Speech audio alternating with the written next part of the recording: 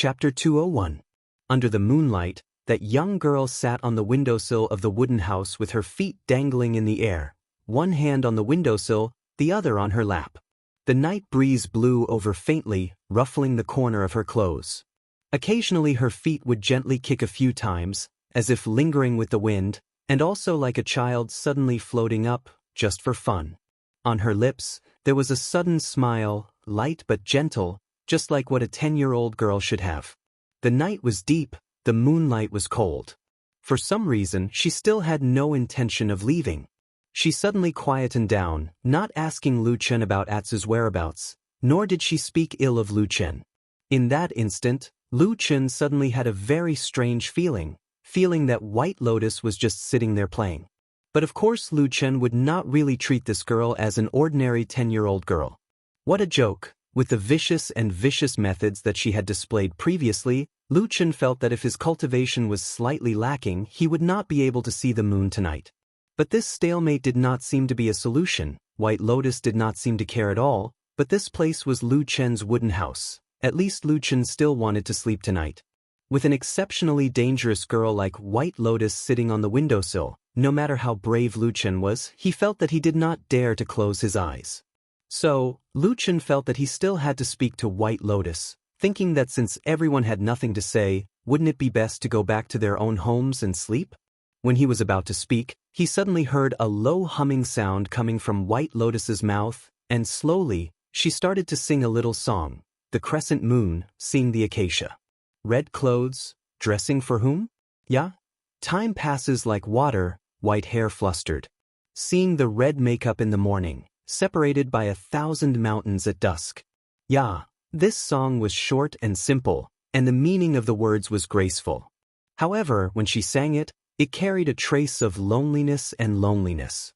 She was like a lonely woman that was filled with deep thoughts, and it was completely unlike the feeling she should have at her age. But in the eyes of Lu Chen, who had seen White Lotus's vicious methods, he did not see White Lotus as a little girl. But even so, when he heard this song, he still felt a sudden and inexplicable trance. The moonlight shone on Bai Lian's beautiful face, making her seem like an otherworldly fairy. Her voice also seemed to reverberate through the 9 heavens. Her voice was light and translucent, almost reaching a state of perfection. Anyone who heard it would immediately be immersed in it, as if they were looking at the woman in the song that they longed for. The night was dim, the cold wind was silent, her voice gradually faded and then disappeared. Lu Chen suddenly said, "This song, where did you learn it from?" White Lotus turned her head to look at him and said, "Why do you ask?" After a pause, she asked again, "How was my singing, was it good?" Lu Chen hesitated for a moment, but still nodded, and said, "It was really good, your voice is extraordinary, this little song from your mouth can be said to be a little more celestial." White Lotus giggled as if she was suddenly very happy, and then said to herself, "I said, a genius like me, how can there be anything that I can't do well, even if it's singing, it must be the best." Lu Chen said softly, "This song sounds a little familiar, as if I have heard it before, can you tell me?" White Lotus laughed and then said, "No." Lu Chen was startled and said, "Why not?" White Lotus said, "Because I'm happy, I can do whatever I want, I don't want to tell you so I won't tell you." Lu Chen was speechless. White Lotus looked at him, seemed to be a little happy, and then said with a little pride, "Come on, you are lucky enough today, let me tell you in this world, no one can hear my song, you are the first, so you can go burn incense in the morning." Lu Chen was moved, looked at White Lotus and said, "If that's the case, then my luck is really good. But I heard you sing so well, no matter who heard it, they will like it, why no one else has heard it?" White Lotus' face stiffened, and her eyes slightly drooped, and said, "No one is willing to listen, they all hope that they all want me to practice hard and do something big." As she said that, it was as if a stone in her heart had been unintentionally moved. Her expression suddenly relaxed, and she raised her hands to stretch. Her face was languid, and she even tilted her head to one side in a strange manner. She then said, "That's why I say, although you're not a good person and you're full of evil tricks, it seems that only at your place can I sing and scold people freely. Isn't that right, bastard?" Lu Chen heard her scolding, but he was not angry. After staring at her for a while, he suddenly shook his head, sighed, and said, "You are so young, what kind of life did you live in the past? Hee, I just lied to you a few times, and you took it seriously." White Lotus suddenly laughed and pointed at Lu Chen, shook her head, and said with a smile, "Look at your silly face. Do you still want to comfort me or save me from the sea of bitterness?" Lu Chen shrugged and did not speak. White Lotus jumped down from the windowsill and waved at Lu Chen, saying, "That dog has a secret I want to know. I will definitely come again, don't try to avoid me." As she said this, she walked away with light footsteps. Lu Chen looked at her back and saw her bouncing footsteps. It seemed that in this cold night, her mood was really much better than before. Probably, right? The day of the sect council on the 15th of this month was getting closer and closer, so recently, the Kunlun party had a more tense and solemn atmosphere. This kind of sect council was also a rule passed down by the ancestors. It was held once a year, to review the past and look forward to the future, and to evaluate many matters, including the redistribution of many resources and spiritual materials within the sect, so it could be said to be the most important matter in the Kunlun party. According to the rules of the Kunlun sect, cultivators above Jin Dan realm could attend the sect council, and all cultivators above Yuanying Jinren must attend. Of course, supreme existences like deity transformation stage Jinren still had special privileges. However, in the past few years, or to be exact, after Jinren Idol Month became the sect leader, Hakushin Jinkuin would appear in the sect council every year. On the contrary, because Jinren Tianlan was busy with many things in Zhengxianmeng, he did not come back to participate. Of course, the annual event had to be treated with caution. In the Xingyang Hall of Tiankuan Peak, some people had already begun to decorate the place. The other big and small matters in the sect had also gradually quietened down, giving way to the most important event of the year. Lu Chen was still quietly waiting for the arrival of the night of the full moon. However, there were still many doubts in Lu Chen's heart about the mysterious spy of the devil cult secretly arranging to meet on the night of the full moon. Not to mention other things, this coincidentally happened on the same day as the most important event of the year in the Kunlun party. Could it be another coincidence? Lu Chen did not believe it. He felt that there might be some strange twists and turns in this matter that he did not know about. However, he still knew nothing about the spy of the devil cult, so the only thing he could do was to wait. At the same time, he was also wondering if he should take advantage of these few days to quickly go down the mountain and take Black Dog away from Kunwa City. At the very least, it would be better to throw him into the forest outside the city. No one could guess the various calculations in Lu Chen's heart. Everyone in the Kunlun party was busy in an orderly manner. Reverend Idol Month was in charge of the overall situation, but the person in charge of all kinds of miscellaneous and trivial matters was not him, but Reverend Idol Month's junior brother, Zhuxian. As a Jin Dan friar, the second disciple of Hakushin Jinkuin, and also the sect head Reverend's junior brother, Zhuxian had a prominent reputation in the Kunlun party for many years. Most of the cultivators, including Reverend Yuanying, treated him with respect. Zhuxian was also a very capable person. He was smart and capable, and he almost never made a mistake in handling big and small matters. He had always been deeply trusted by both Hakushin Jinkuin and Reverend Idol Month. On this day, when Zhuxian walked out of the winter peak above the clouds in the sky, he turned his head and saw the entrance of his third junior sister's cave not far away from his own cave. White Lotus was standing there, looking into the distance in a daze. The wind and snow filled the sky, falling leisurely on the winter peak, which was like a wonder of the world. White Lotus was wearing a white snow mink coat. She stood there like a beautiful statue, so beautiful that it was suffocating. However, Zhuxian was old and experienced, so he was not too surprised. He only smiled and said, "Junior sister, you're up so early?" White Lotus turned around. Her expression was cold, just like the cold snowflakes that filled the sky. She was polite but with a hint of alienation. She bowed to Zhuxian and said, "Second senior brother, good morning." Zhuxian nodded and said, "I have to go down the mountain to do something today. I might not come back during the day. Be careful on the mountain alone." White Lotus said, "Little sister knows." "Senior brother, don't worry." Zhuxian smiled. Just as he was about to turn around and leave, he suddenly heard Bai Lian ask, "Second senior, there's something I'd like to ask you." Zhuxian stopped and said, "Junior sister, please say it." White Lotus said, "I heard that at the foot of the mountain, that is in the sect, there has been a big commotion recently. There is an evil faction spy who infiltrated our Kunlun party and killed an innocent disciple?" Zhuxian was silent for a moment and then nodded and said, "There is indeed such a thing. The disciple who died is called He Changxing. His ancestor used to be a disciple of our Kunlun party. Later on, his family declined.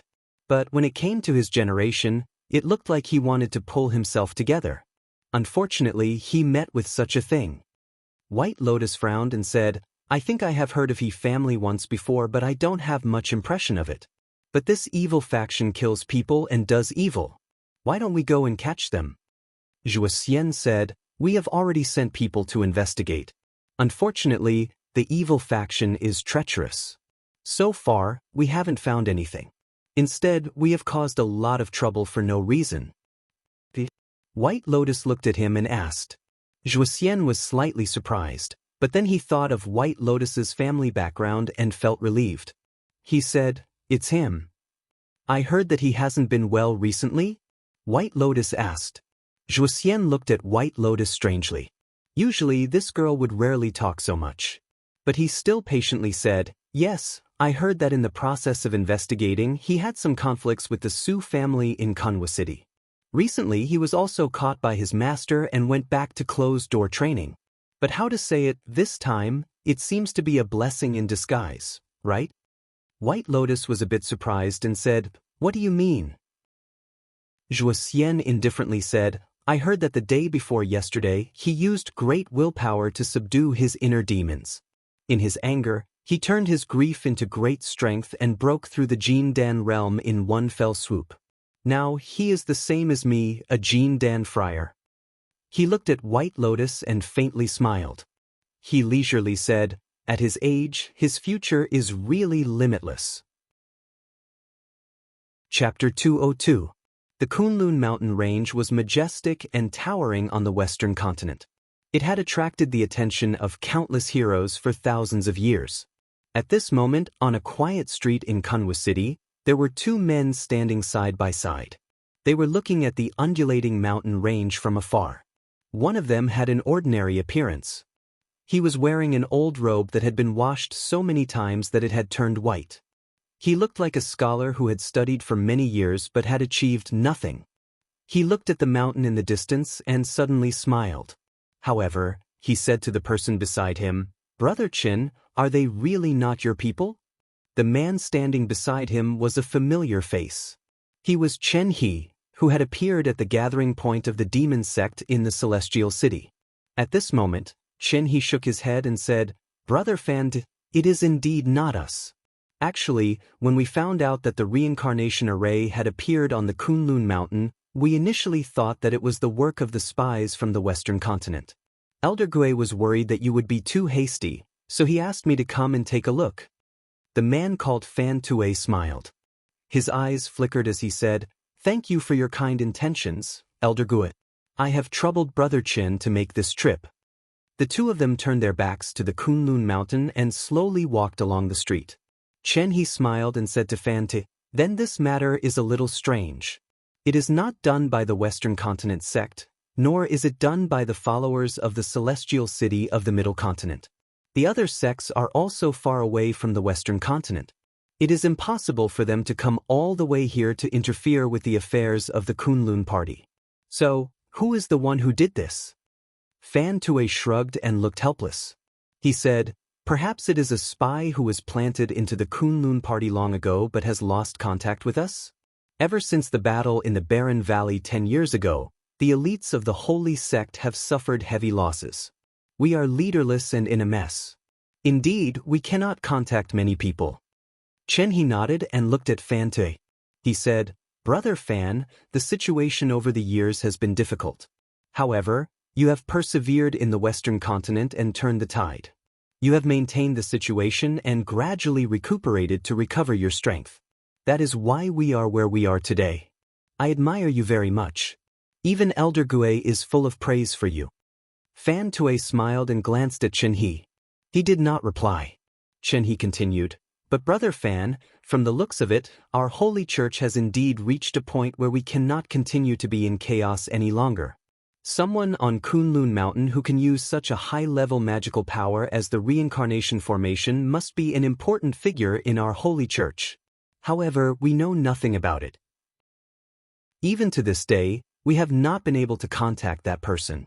Furthermore, after the incident, our first reaction was to confirm which sect that person was from. If we don't change this embarrassing situation, our holy church will definitely have no hope of reviving. Fan Tue said, Brother Chen, there's no harm in speaking your mind. Chen He clapped his hands and said, Good, Brother Fan is a straightforward man. Elder Gui thinks highly of Brother Fan's talent and wishes to meet you and appoint you as the vice hierarch of the holy church. I wonder if Brother Fan is interested? Fan Tue's expression changed slightly. He looked straight at Chen He and said in shock, Deputy Sect Master? Chen He nodded and said, That's right. Fan Tue said, If I remember correctly, even during the Battle of the Barren Valley 10 years ago, our holy church only had the position of elder and not the hierarch. In reality, the Elders' Council of the Holy Church has been discussing matters for many years. The position of hierarch has been empty for hundreds of years, right? That's right. Chen He smiled and nodded. Fan Tue's eyes flashed. Then I don't understand what you mean by that, Brother Chen, he asked. Chen He said calmly, Now is a time of crisis for the Holy Church.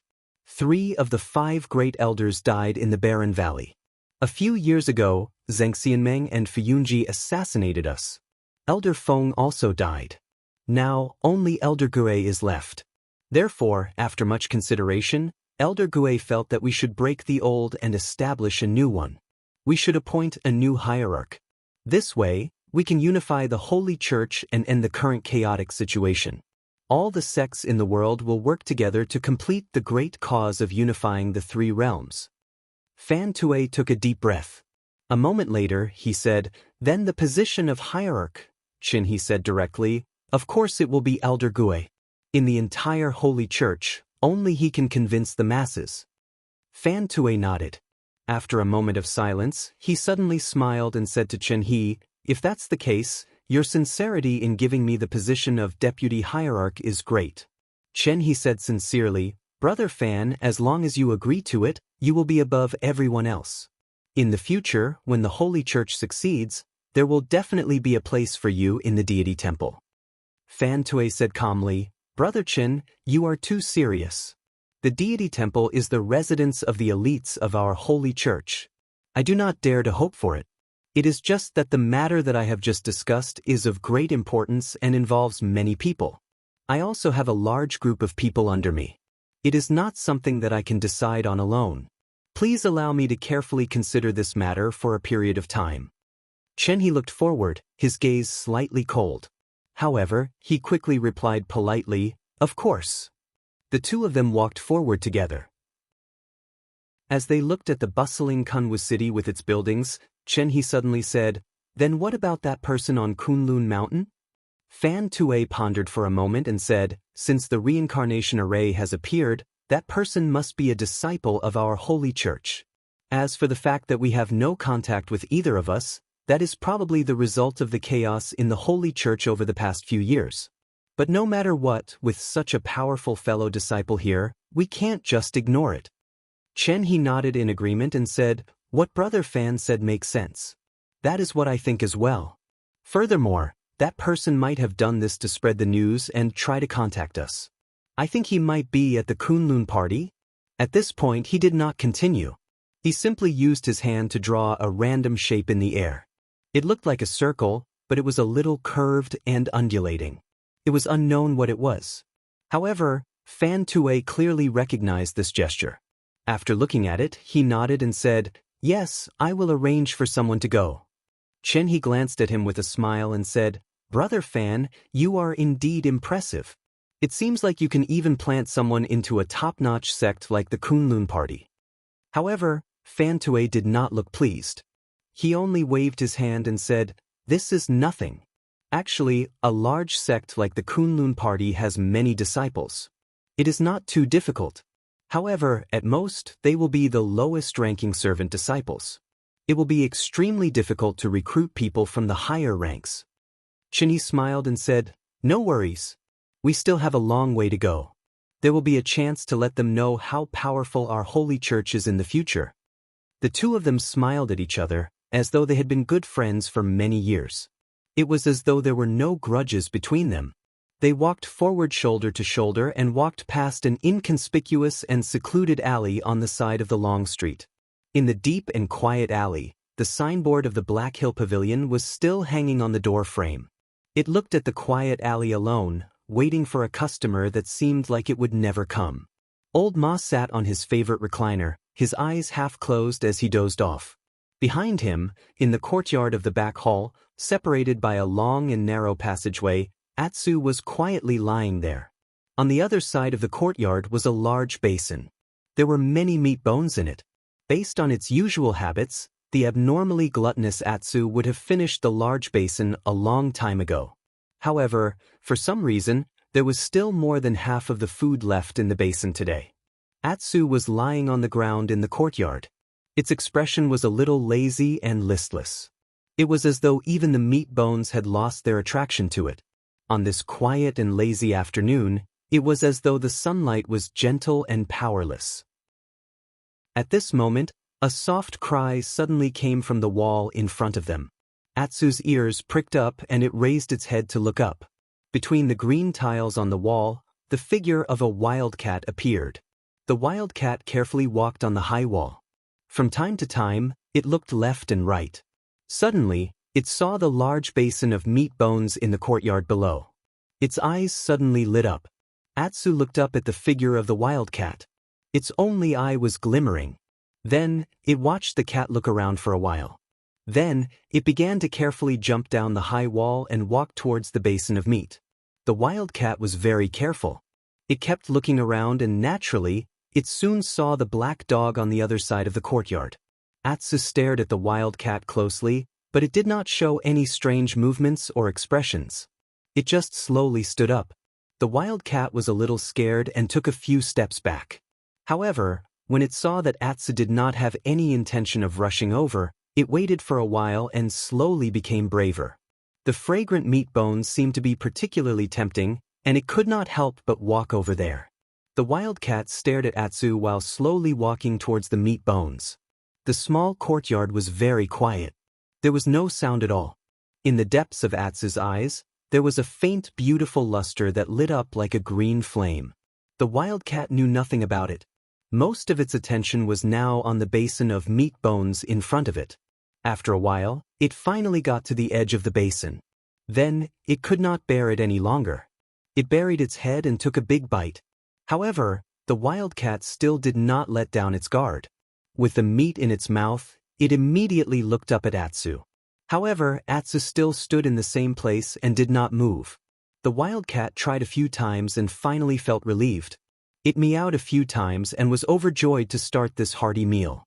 Until it buried its head and ate happily, it suddenly found that there was a shadow covering the top of its head. It covered its entire body. In an instant, the fur on the wildcat's body stood up. It raised its head with a scream and saw that a black dog was already standing beside it. A single terrifying eye was flashing with jade-like flames as it stared intently at the wildcat. A terrifyingly large mouth slowly opened halfway, revealing snow-white and sharp fangs. The wildcat screamed in horror and jumped up to escape. However, suddenly, a dog's leg quickly pressed down from midair. With just one move, it was firmly pressed to the ground.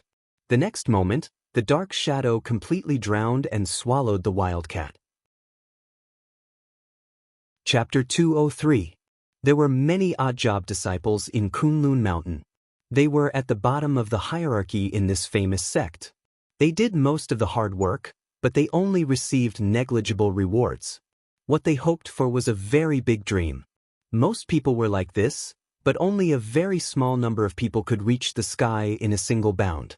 To some extent, Lu Chen was actually one of them. However, there were not many people like Lu Chen.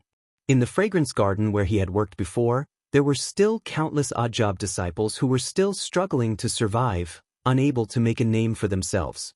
Zhang Ji was such an ordinary odd-job disciple. He had been in the Kunlun party for many years, but there had been no improvement.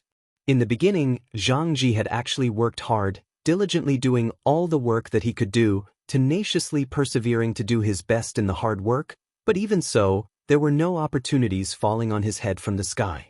Therefore, Zhang Ji gradually slacked off. He had been dissatisfied, wronged, and angry, but he was just an ordinary person.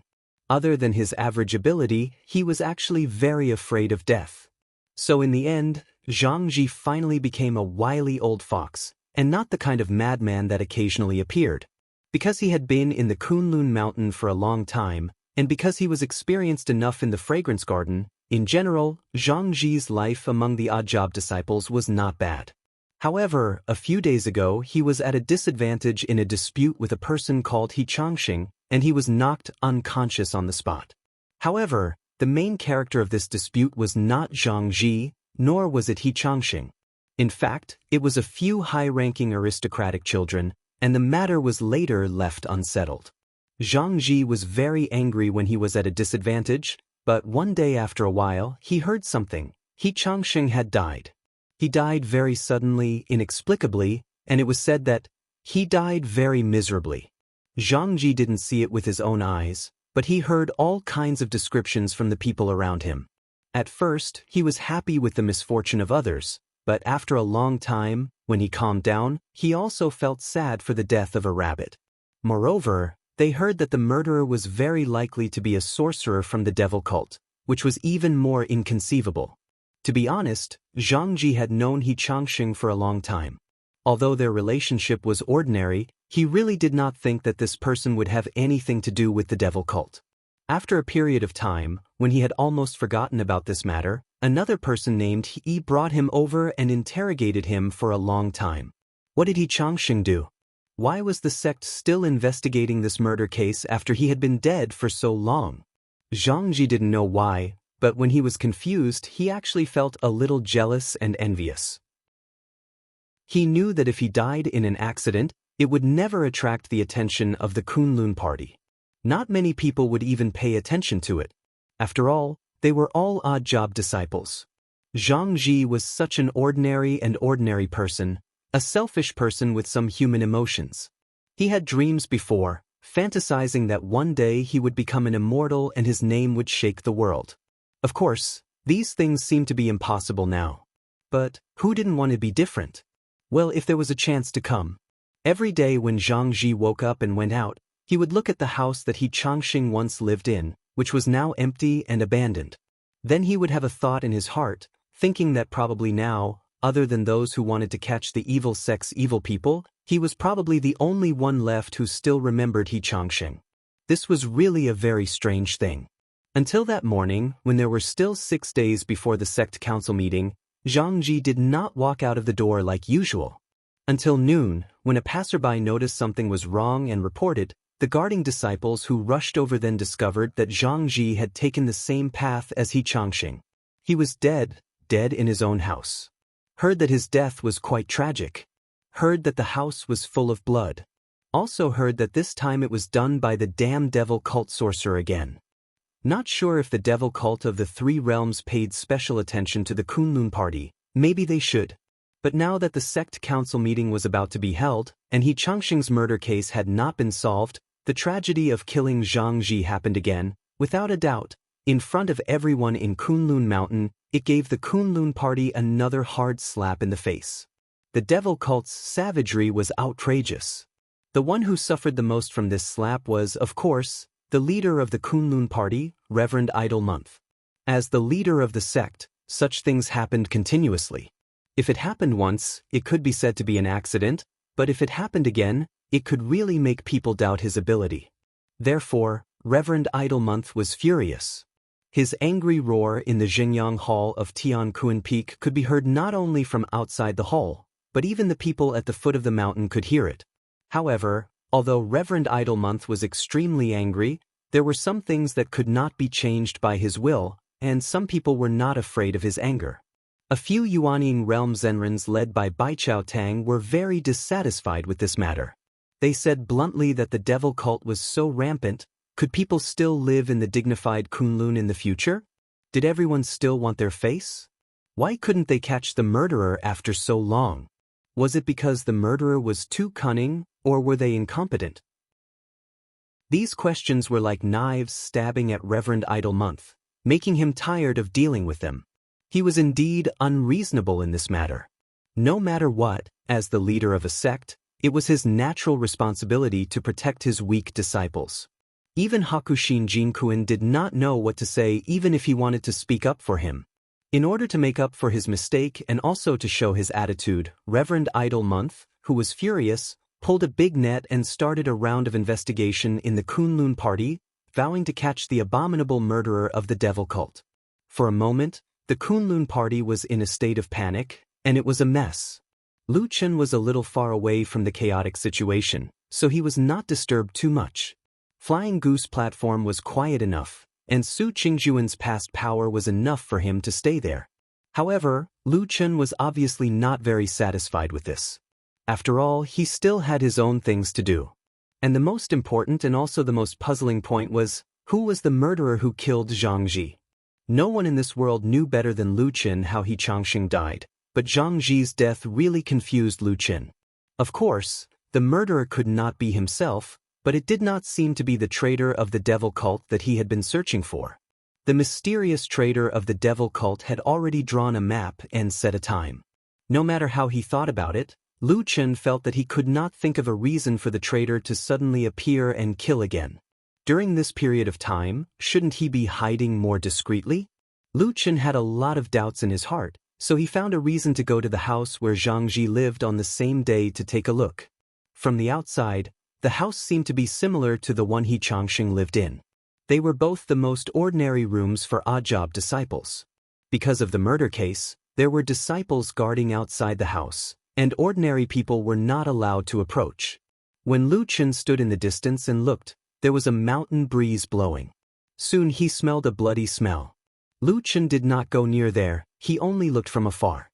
If it was really not that the mysterious traitor suddenly went crazy and did something big again, in fact, Lu Chen did not believe this. Then the only possibility was that there was a real devil cult elite outside that had infiltrated into Kunlun Mountain. Towards this possibility, Lu Chen's expression did not even change. But just when he was about to turn and leave, his eyes suddenly looked somewhere. Over there was a very large and dense forest. Lu Chen took a long detour and entered the forest from the other side. He then walked towards the central area of the forest with ease and came to the big rock that he saw last time. He looked around and saw that all the trees were as dense as before, the air was fresh, but other than that, there seemed to be not much other than some collapsed stone pillars and slabs. Lu Chen searched the area, but he didn't find anything suspicious. He also searched the tree bark, but he didn't find anything. Just when he thought that this new devil cult sorcerer did not seem to know the rules and did not leave any token pattern to prove his identity, Lu Chen suddenly discovered another place in the forest that was somewhat different. It was that big rock. He walked up and carefully searched for a long time. Finally, near the soil, he saw a pattern. A big tree pattern with 2 leaves and 1 flower. Please show yourself and reminisce about the past. This was the meaning that Lu Chen could see in the new devil cult pattern. Then, Lu Chen's expression turned somewhat ugly. The matter was very obvious. He had used the reincarnation formation, which was rarely circulated, to set up a formation to kill He Changxing. This matter had simultaneously attracted the attention of the traitor of the devil cult and the other devil cult members outside Kunlun Mountain. They had even extended their hands into this place. However, Lu Chen also sensed a trace of abnormality from this strange situation. That was, the devil cult people outside of Kunlun Party did not seem to be aware of the situation of this devil cult spy in Kunlun Party. Therefore, regardless of the difficulties, risking the danger of being attacked by such a powerful and famous sect like Kunlun Party, they still wanted to show their existence, intending to make contact with that spy. This made Lu Chen very surprised. Because he clearly remembered, when true Lord Tianlan told him about this matter, he clearly and directly explained to him, that devil cult spy was a person who had received all of the devil cult's destiny. Such a person, how could the devil cult not know of him? Actually, after something had happened, they still thought of another way to guess and find him? This matter, there must be something wrong somewhere. Chapter 204. That day, after Lu Chen returned to the Flying Goose platform, he went to the edge of the cliff and looked at the vast sea of clouds and the magnificent world. He sat alone for a long time. It was not until the sky turned dark and the moon rose that the moonlight shone on his body, drawing out a lonely shadow on the ground behind him. Similarly, the moonlight shone on the depths of the Kunlun mountain range, on the 4 strange peaks between the clouds and the sky.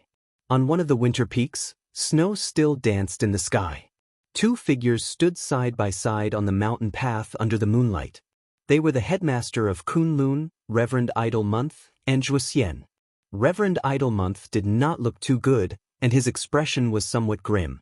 From time to time, he would raise his head to look at the top of the winter peak. At the peak of the mountain, the howling snowstorm was wrapped into a ball. It was the cave where the legendary Hakushin Jinkuin cultivated. "When will Master come out to see me?" Reverend Idle Month asked Zhuxian. Zhuxian looked embarrassed.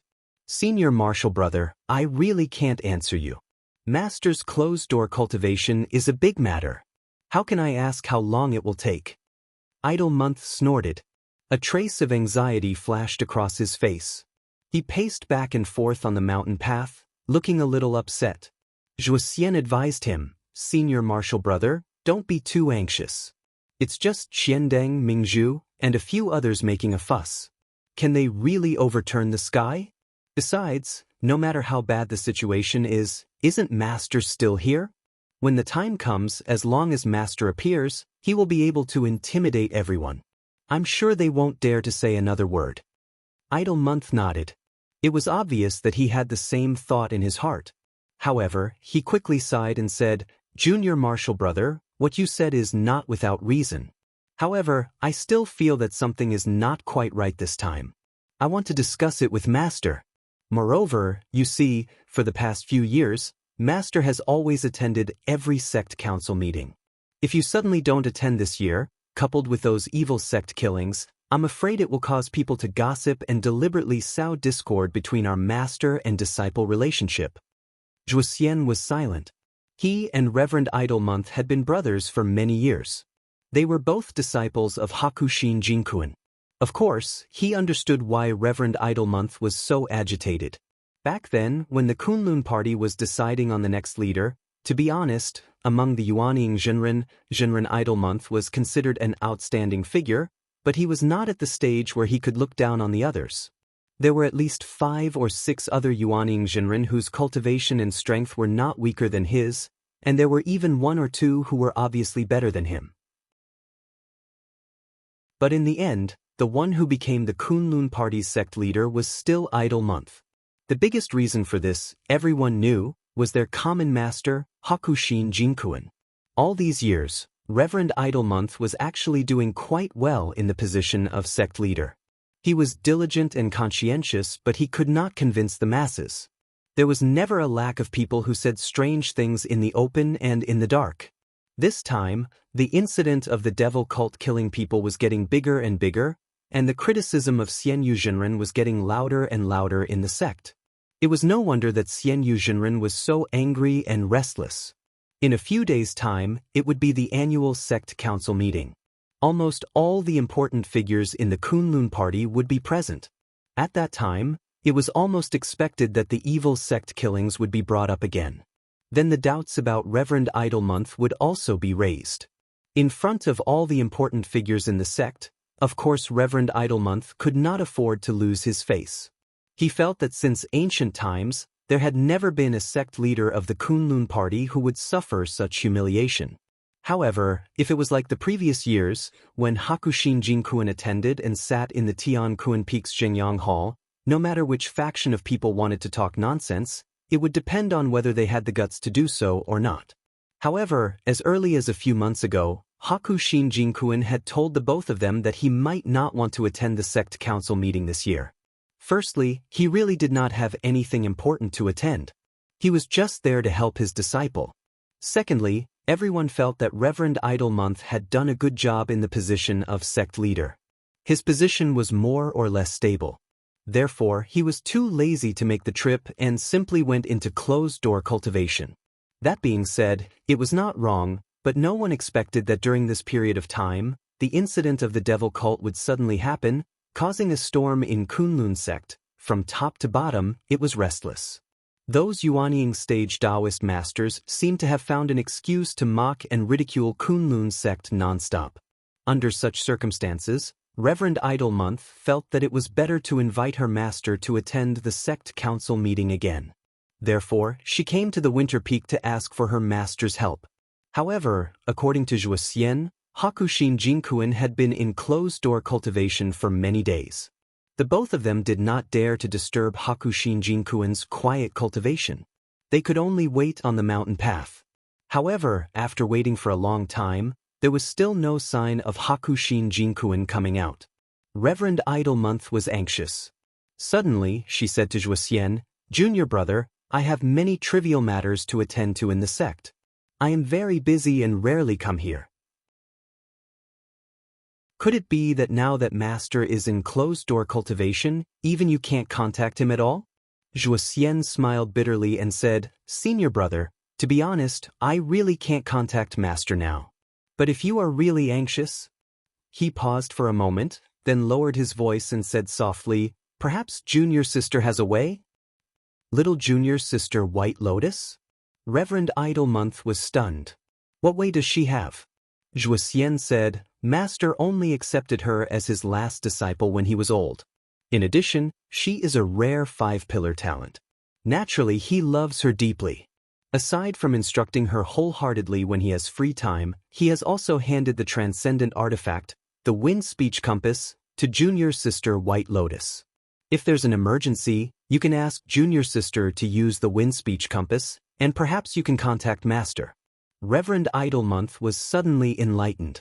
He clapped his hands and said, "That's right. How could I forget about this? Junior brother, quickly bring me to little Junior Sister's cave abode. I'll ask her to contact Master for me." Zhuo Xian was a little hesitant. He looked at the sky and said, "Senior brother, isn't it too late now?"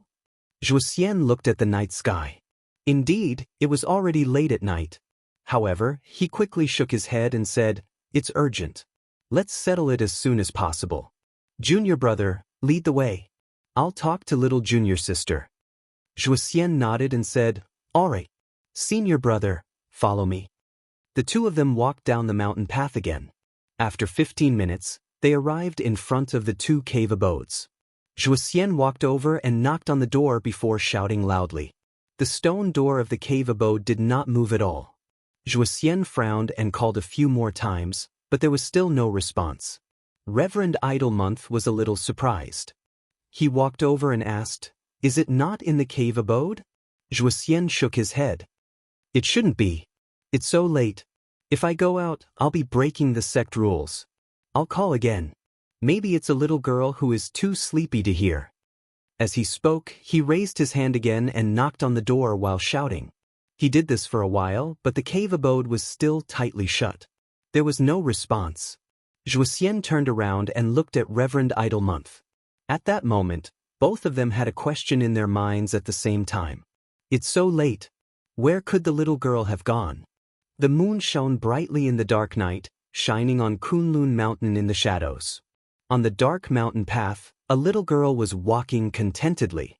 For someone of her age to walk on an empty mountain path in the dark and cold night, it was very strange no matter how one looked at it. This little girl was, of course, White Lotus. Her beautiful face was calm. Looking at the direction she was walking in, it was towards Flying Goose Platform. Her clothes fluttered in the night wind, and the high collar on her neck could be seen from time to time. That was to cover up some of the wounds. Although they were basically under control, the injuries that Lu Chen had inflicted on her that day had left a very strange wound on her neck. In the end, it still hadn't completely healed. However, for some reason, White Lotus did not seem to have too much hatred for the person called Lu Chen. This was somewhat unusual for her, who had been arrogant since she was young. Even she was a little surprised. Perhaps it was because although that person was cunning and vicious, she did not have to pretend in front of him. She could say whatever she wanted and do whatever she wanted. This was really very satisfying and comfortable. Oh, there was also that black dog. In fact, the blood food secret method was not as important as she said it was. After all, she had accidentally learned it when she was young. It was not a secret method unique to her. If she really did not care about it, then she would not care about it. Anyway, she would go and bother him first. Looking at the helpless and depressed expression of the person called Lu Chen, it was still very pleasing. White Lotus thought of this in her heart. A smile appeared at the corner of her mouth. She quickened her pace and walked towards Flying Goose platform. Just as she was walking, her expression suddenly stiffened and her footsteps immediately came to a halt. A trace of surprise and caution flashed across her eyes. At the same time, in a dark corner in front of her, 3 rays of green light suddenly emerged from the darkness. They were like dark green flames. They were like 3 eyeballs embedded in a strange and vicious face. A dark aura gushed out from that corner. White Lotus frowned slightly and took a step back. Then, she stared in that direction with a trace of vigilance on her face. The green flames swayed slowly and gradually approached. White Lotus quickly saw that it was a 3-eyed monster shaped like a small snake. It was baring its teeth at her, revealing its terrifying fangs. The 3 green lights were 3 strange green eyes that were growing on the head of that strange creature. Hiss hiss hiss hiss hiss. A strange sound came from the front. A trace of uneasiness flashed across White Lotus's heart. She stared at it with her guard up. But at this moment, she suddenly discovered something strange. The 3-eyed, green-eyed strange insect was staring at her, but it did not look at her face, her eyes, her hands, or her feet. The 3-eyed strange insect's eyes were staring at her neck the whole time. The neck that was wrapped by the collar and had an unhealed wound.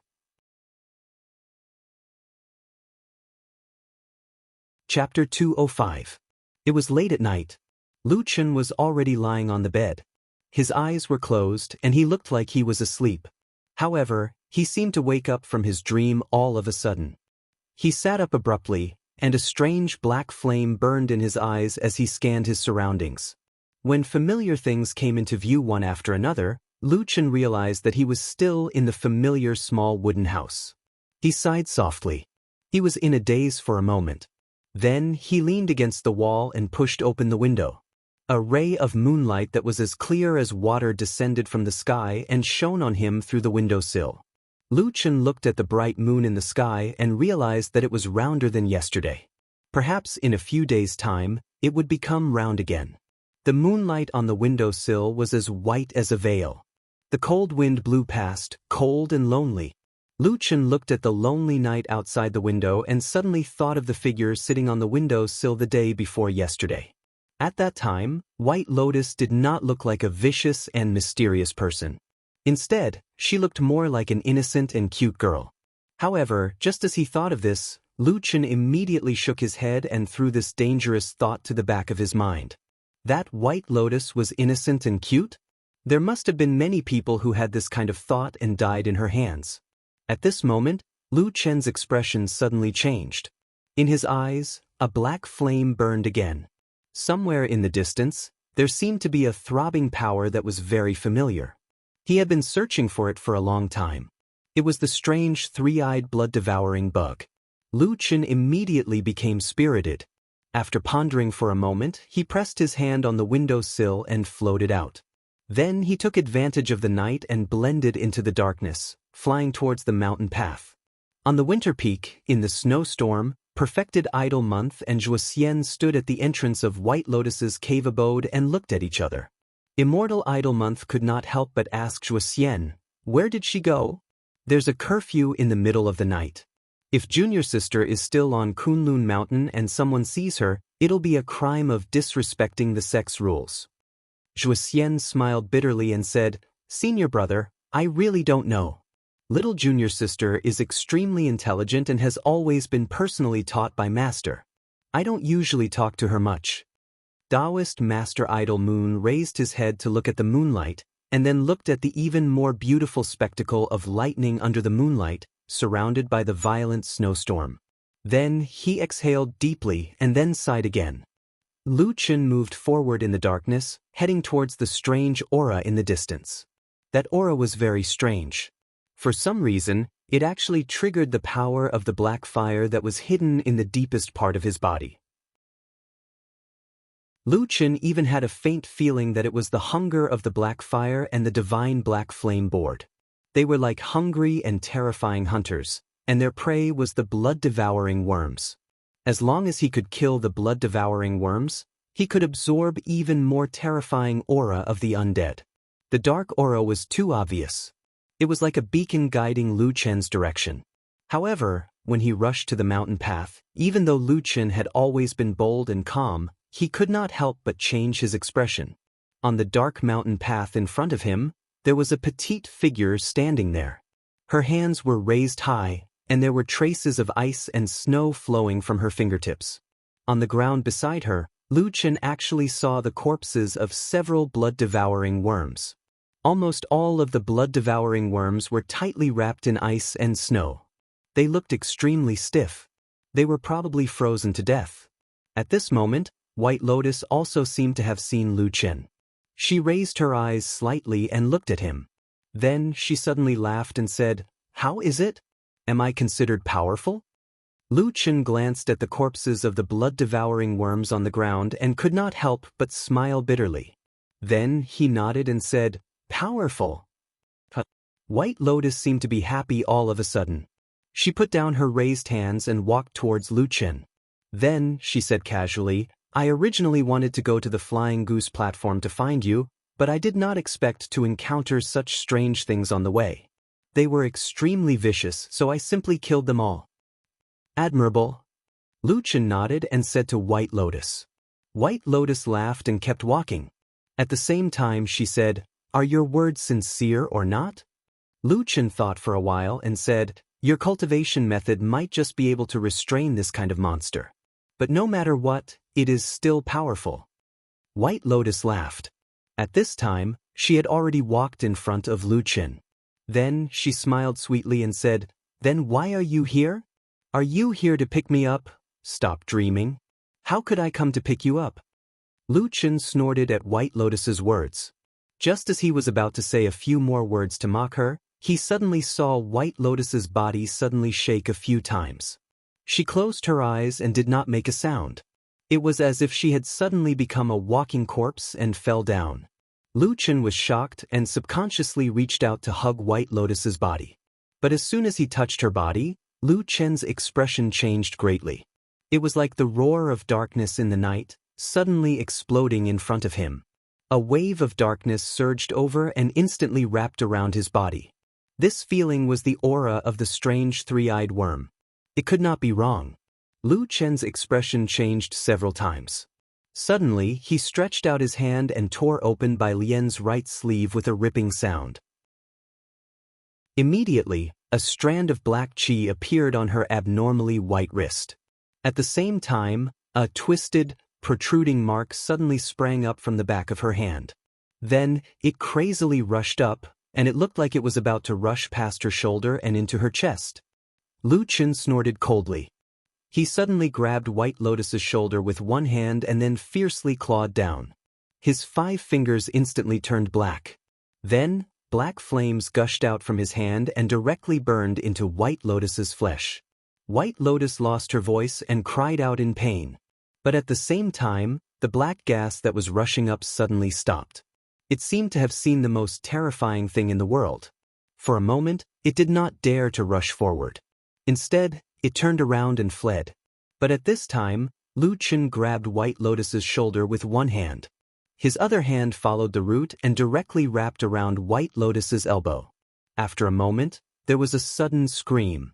A strange three-eyed worm rushed out from White Lotus's wrist with its fangs and claws bared. After the strange worm broke out, White Lotus moaned and directly fell to the ground. It looked like she had fainted. And Lu Chen looked at the evil blood-sucking worm that flew into the air and seemed to want to escape. He suddenly reached out and directly grabbed the body of the blood-sucking worm in the air.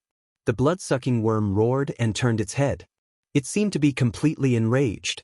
Just as it was about to attack Lu Chen, there was suddenly a deep and boundless black flame that was like an iron curtain that suddenly burned. It burned on Lu Chen's hand. It also burned on White Lotus's arm.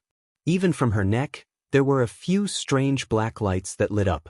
Under such a pincer attack, the blood-sucking worm had no way out. It was instantly burnt and melted in that raging black flame. Everything quieted down and the tranquility of the night was restored. Lu Chen stood in the same place and muttered to himself for a moment. Then he bent down and picked up all the carcasses of the blood-sucking worms. Carrying the unconscious White Lotus, he turned around and left with large strides. Lu Chen brought White Lotus back to his wooden house. In fact, he didn't really want to do this. But first of all, he really didn't know where to send this girl. Even if he knew White Lotus was a member of Kunwa Cities by clan, it was the middle of the night and there was a curfew, so he naturally couldn't send her there.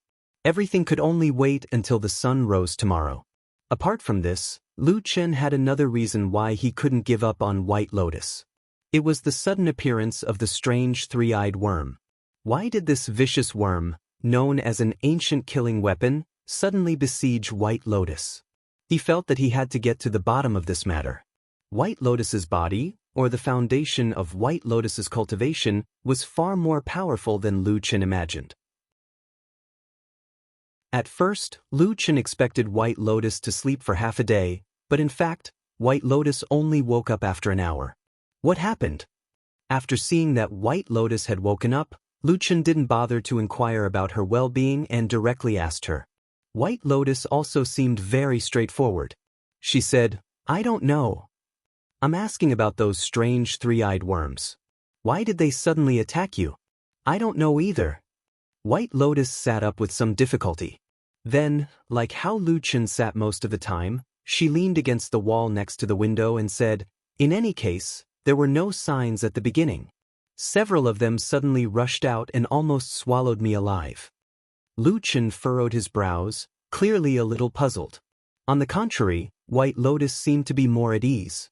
Taking advantage of this rare free time, she looked at the somewhat messy little wooden hut and then looked at the night sky on the windowsill. Her face showed a trace of a gratified smile. Probably because of this quiet scenery, White Lotus's heart finally calmed down. Then, she concentrated for a moment and suddenly said, "But I saw a strange phenomenon." Lu Chen's spirit was shaken. He stared at her and said, "What is it?" White Lotus said, "Just now, all those strange three-eyed worms, I don't know why, from the beginning to the end, all of them seemed to be staring at my neck, as if there was a peerless delicacy on my neck." Lu Chen's expression slightly changed. He said in a low voice, "Your neck?" White Lotus smiled and said, "It's the wound that you caused and hasn't healed yet. Why do I have a feeling that although those strange worms don't look smart, perhaps they are very interested in the thing that you cultivate with? One day, they will come for you again." White Lotus said threateningly, as if she was pronouncing a sentence to Lu Chen. Lu Chen was silent. He thought to himself, could it be that those blood-devouring worms also have an abnormal desire for the power of the black flame?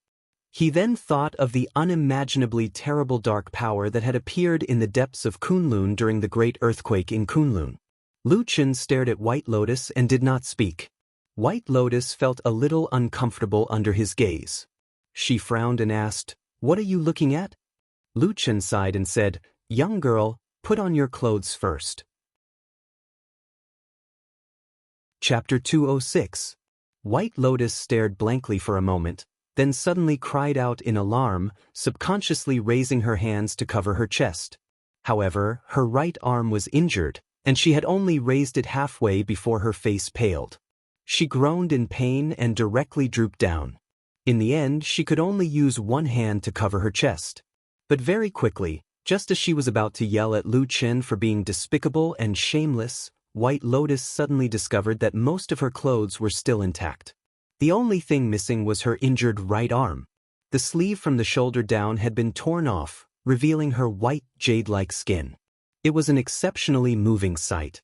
But at this moment, on her arm, there were still a few wounds. The flesh on her wrist had split open, and there were a few startling black fingerprints on her shoulder. At this time, Lu Chen opened his mouth and said, What are you screaming for? Isn't it just a torn sleeve? I kindly advised you to put on some clothes to prevent you from catching a cold. Why do you look like your entire body has been seen by someone? White Lotus spat and looked at Lu Chen with disdain. You're a man and you're taking advantage of my tongue. Aren't you embarrassed?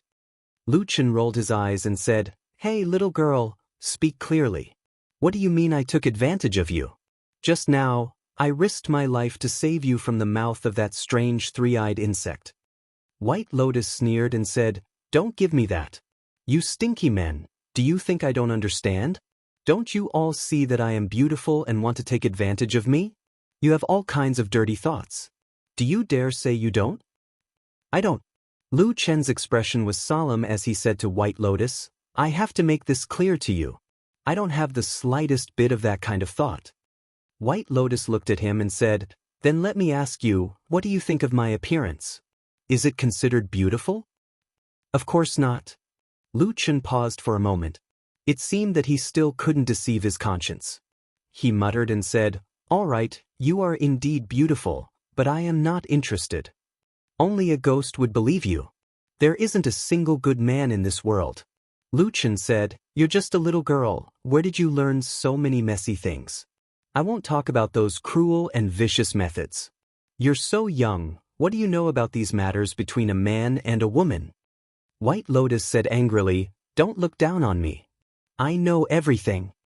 Then he sneered and said, If I didn't know all this, I'm afraid I would have been fooled by you stinky men. Lu Chen looked her up and down and suddenly laughed. He shook his head and didn't say anything. White Lotus didn't know why, but she felt more and more uncomfortable being stared at like this. She became more and more annoyed and said angrily, What are you looking at? Haven't you seen a beauty like me? Lu Chen sternly said, It's fine if you scold me for my low skill, cruel methods and low moral character. In any case, we've fought and killed several times these past few days, we're enemies and not friends. But no matter what, you can't slander me for liking a little girl like you. I'm not interested in you.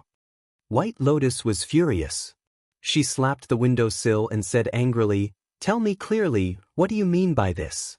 You're saying I'm ugly? Lu Chen said, You're not ugly, but I'm not blind. I'm just not interested in you. Seeing that White Lotus was so angry that her face turned pale and looked like she was about to get up and fight, Lu Chen hurriedly waved his hand and said, Hey, do you have any upbringing? You're still a girl at such a young age.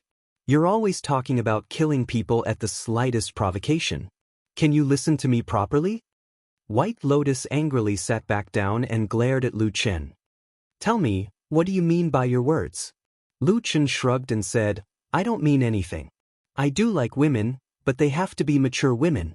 You're just a 10-year-old girl. How could I be interested in you? White Lotus was stunned for a moment. Her expression softened a little, but then she revealed a suspicious expression. She looked at Lu Chen and said, Are you serious? Lu Chen laughed and said, Why would I lie to you? In short, if you're worried, you can leave now. I won't send you off. White Lotus thought for a moment. She put on her clothes and got off the bed. She said, I'd better go. You're unreliable. I want to stay away from you. Lu Chen didn't know whether to laugh or cry. He stepped aside and shook his head with a smile. Then you'd better keep your word.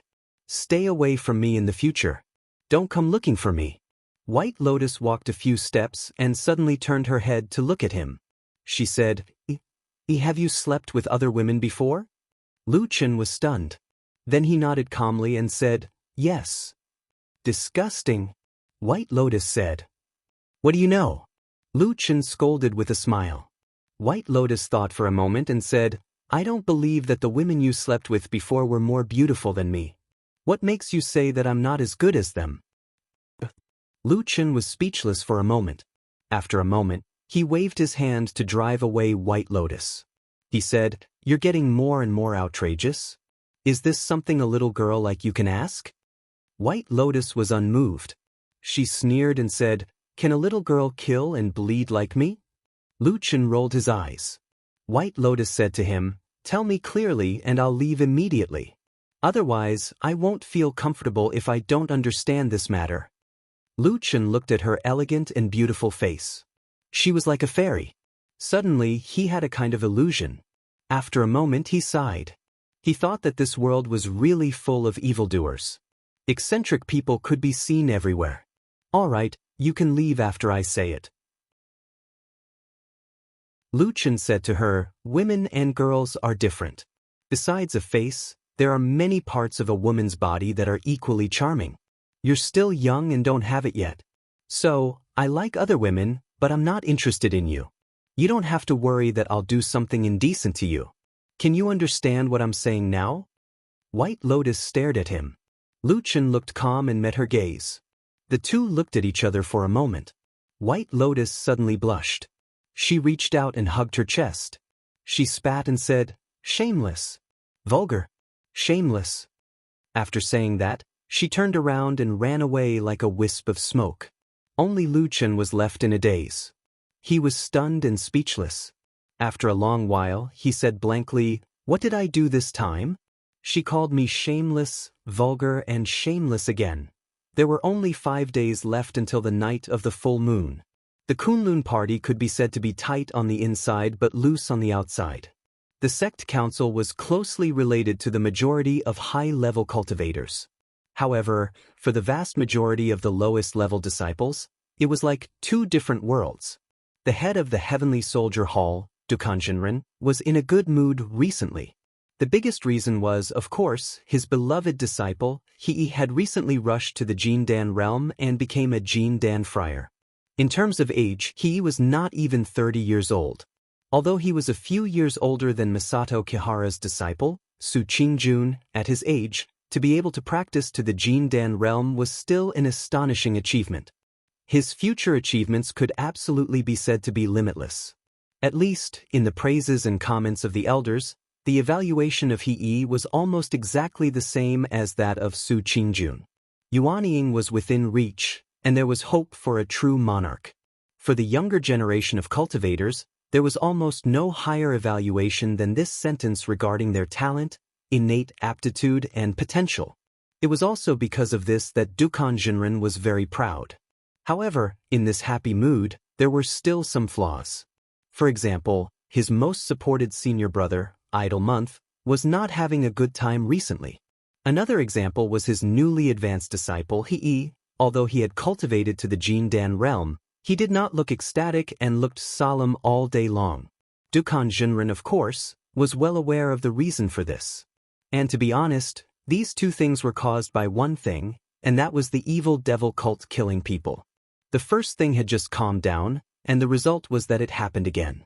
These evildoers of the devil cult were simply rampant and lawless. It was hateful that they were as timid as mice and did not dare to come out to fight.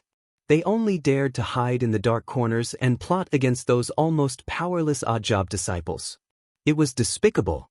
Dukanjinren had always been the most staunch supporter of spiritual master Idle Month. He was very disgusted with the actions of the few spiritual masters of Baichao Tang. It was clearly the evil deeds of the evildoers of the devil cult, but Qian Deng, Ming Zhu, and the others were pointing the spearhead at their senior brother. However, although he thought so in his heart, when someone suggested to him that he should come out again to continue investigating the devil cult, Dukanjinren still firmly refused. He really felt sorry for his disciple and did not want him to get involved in this mess again. These days, because the sect council was imminent, he was also very busy. But occasionally when he had free time, he would call He along for a walk, as a way to ease his anxiety. He knew his disciple too well. He was talented, but his thoughts were too deep, and many things were bottled up in his heart. And a few days ago, the death of his most valued younger brother, He Gang, had a much deeper impact on He than what he showed on the surface. Therefore, on this day, when he were casually walking on the mountain and chatting, he also deliberately mentioned this to him. He was an extremely intelligent person, and almost immediately understood his master's deep meaning. He immediately thanked his master.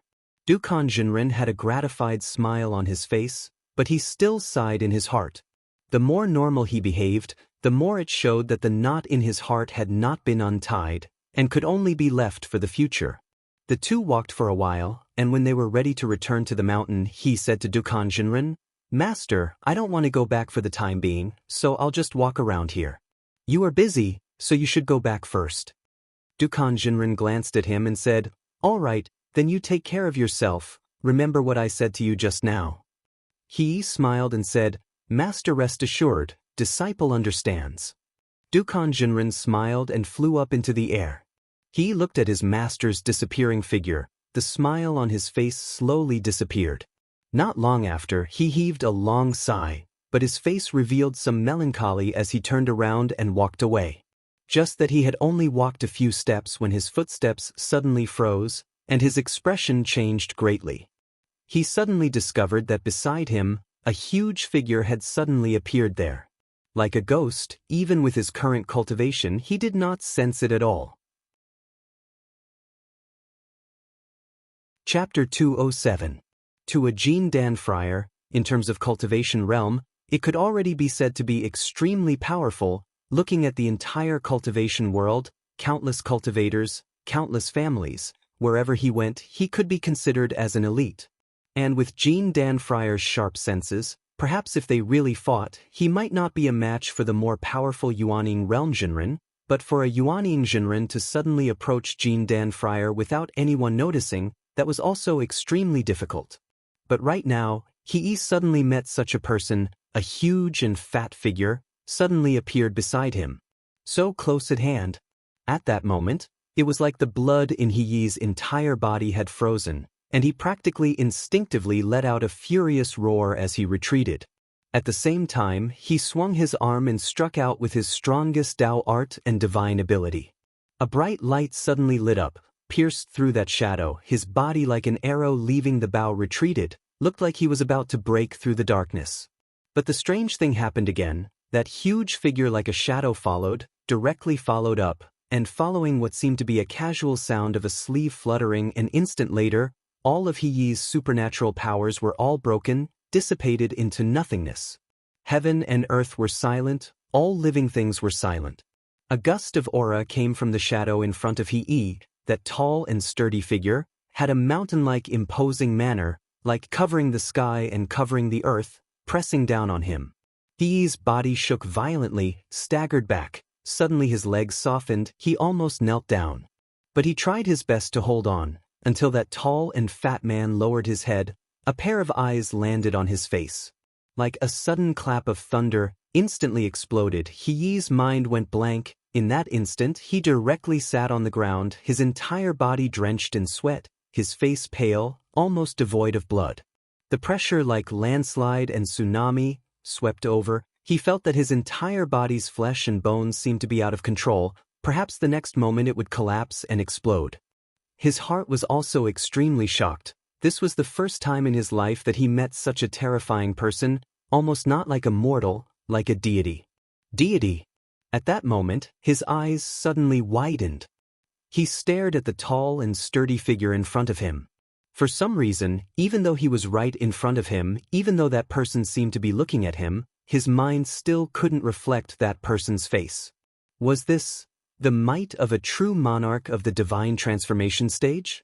He didn't dare to look anymore. He was afraid that if he held on any longer, he would really turn into ashes. He could only lower his head and kneel on the ground with a thud. He said in a hoarse voice, "Disciple, he pays respect to immortal." It was rare for Su Qingjun to get up early in the morning. After she greeted Lu Qin, she hurriedly went down the mountain. Her destination was her home in Kunwa City. The reason was also very simple. The Su family at the foot of the mountain had sent word that Sumo's condition, which had originally stabilized, had worsened in the past 2 days. Watching Su Qingjuan's receding figure, Lu Chen's expression became somewhat cold. In his heart, he recalled the mysterious corpse watcher in the dark grave. The mind-manipulating technique was a very overbearing divine ability. It seemed that he didn't show any mercy to Sumo that day, and it really hurt her very foundation. Standing on the Fian platform that had once again become quiet, Lu Chen's expression fluctuated and his brows were tightly knitted. The situation had already begun to become more and more chaotic. Lu Chen even had a feeling that it was beyond his expectations. Moreover, he always felt that there were some variables in this matter that he hadn't thought of before. Who was that so-called traitor of the devil cult? What was he planning to do by lurking on the mountain of Kunlun? But why didn't the people of the devil cult seem to know of his existence? All these doubts intertwined with each other, making him feel as if he had fallen into a mess. He only felt that everything in front of him was chaotic, and he couldn't see what was going to happen in the future. In another 5 days, it would be the night of the full moon. According to the agreement made by the traitor of the devil cult, he and Lu Chen would meet on that night. Perhaps that would be the time when the truth would be revealed. But would things really be so simple? Perhaps because he had been in the dark for too long, Lu Chen always subconsciously felt doubtful. He always felt that there was no such simple thing in this world. Sometimes he also knew that what he was thinking was actually wrong, but the habit he had developed over the years always made him involuntarily think this way. Perhaps it was better to make some preparations first? Has the damned Baldy come back? At noon that day, Lu Chen also came to Kunwa City and asked Old Ma in the Black Hill Pavilion. Seeing that Lu Chen had come, Atsu was very happy. It ran to his side and jumped up and down, appearing to be very affectionate. Seeing Atsu's appearance, Lu Chen also smiled and kept reaching out to stroke its head. He then raised his eyes to look at Old Ma. Old Ma shrugged and said, "I don't know. But since he promised to come back before the night of the full moon you mentioned, it should be in the next few days." Lu Chen nodded and said, "Good. If he comes back and contacts you, find a way to notify me, or tell him to come find me. I have some things to ask him." Old Ma's eyes flashed and he said, "What's wrong? Is there something?" Lu Chen hesitated for a moment and said, "There are some things I feel strange about, so I want to ask him." Old Ma seemed to want to ask more questions, but when he saw Lu Chen's expression, he quickly swallowed his words. After a while, he nodded and said, "Good. Don't worry. I'll inform you immediately if there's any news." Lu Chen smiled and nodded at him. He then squatted down and played with Atsu for a while before saying, "I'll send Atsu away today. I don't want to leave it here with you." Old Ma asked, "Where do you plan to send it?" Lu Chen said, "I don't have a fixed place. I'll just find a mountain forest a bit further away from the city and let it stay there. After the night of the full moon, I'll finish my business and come to find it." Old Ma frowned and said, "You'll just leave it alone in the mountain forest? Will something happen to it?"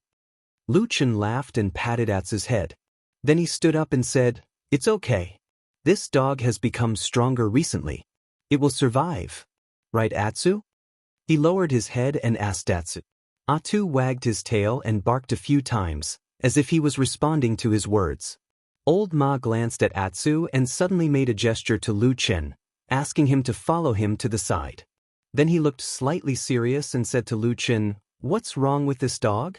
Lu Chen said, "There's nothing wrong with it. It's quite good." Old Ma snorted and said, "Don't lie to me with this kind of nonsense. There must be something wrong with Atsu. That's why you're so sneaky. By the way, there's something I haven't told you yet. It's also related to Atsu." Lu Chen was stunned for a moment. Looking at Old Ma's serious expression, he couldn't help but be a little surprised and said, "What happened?"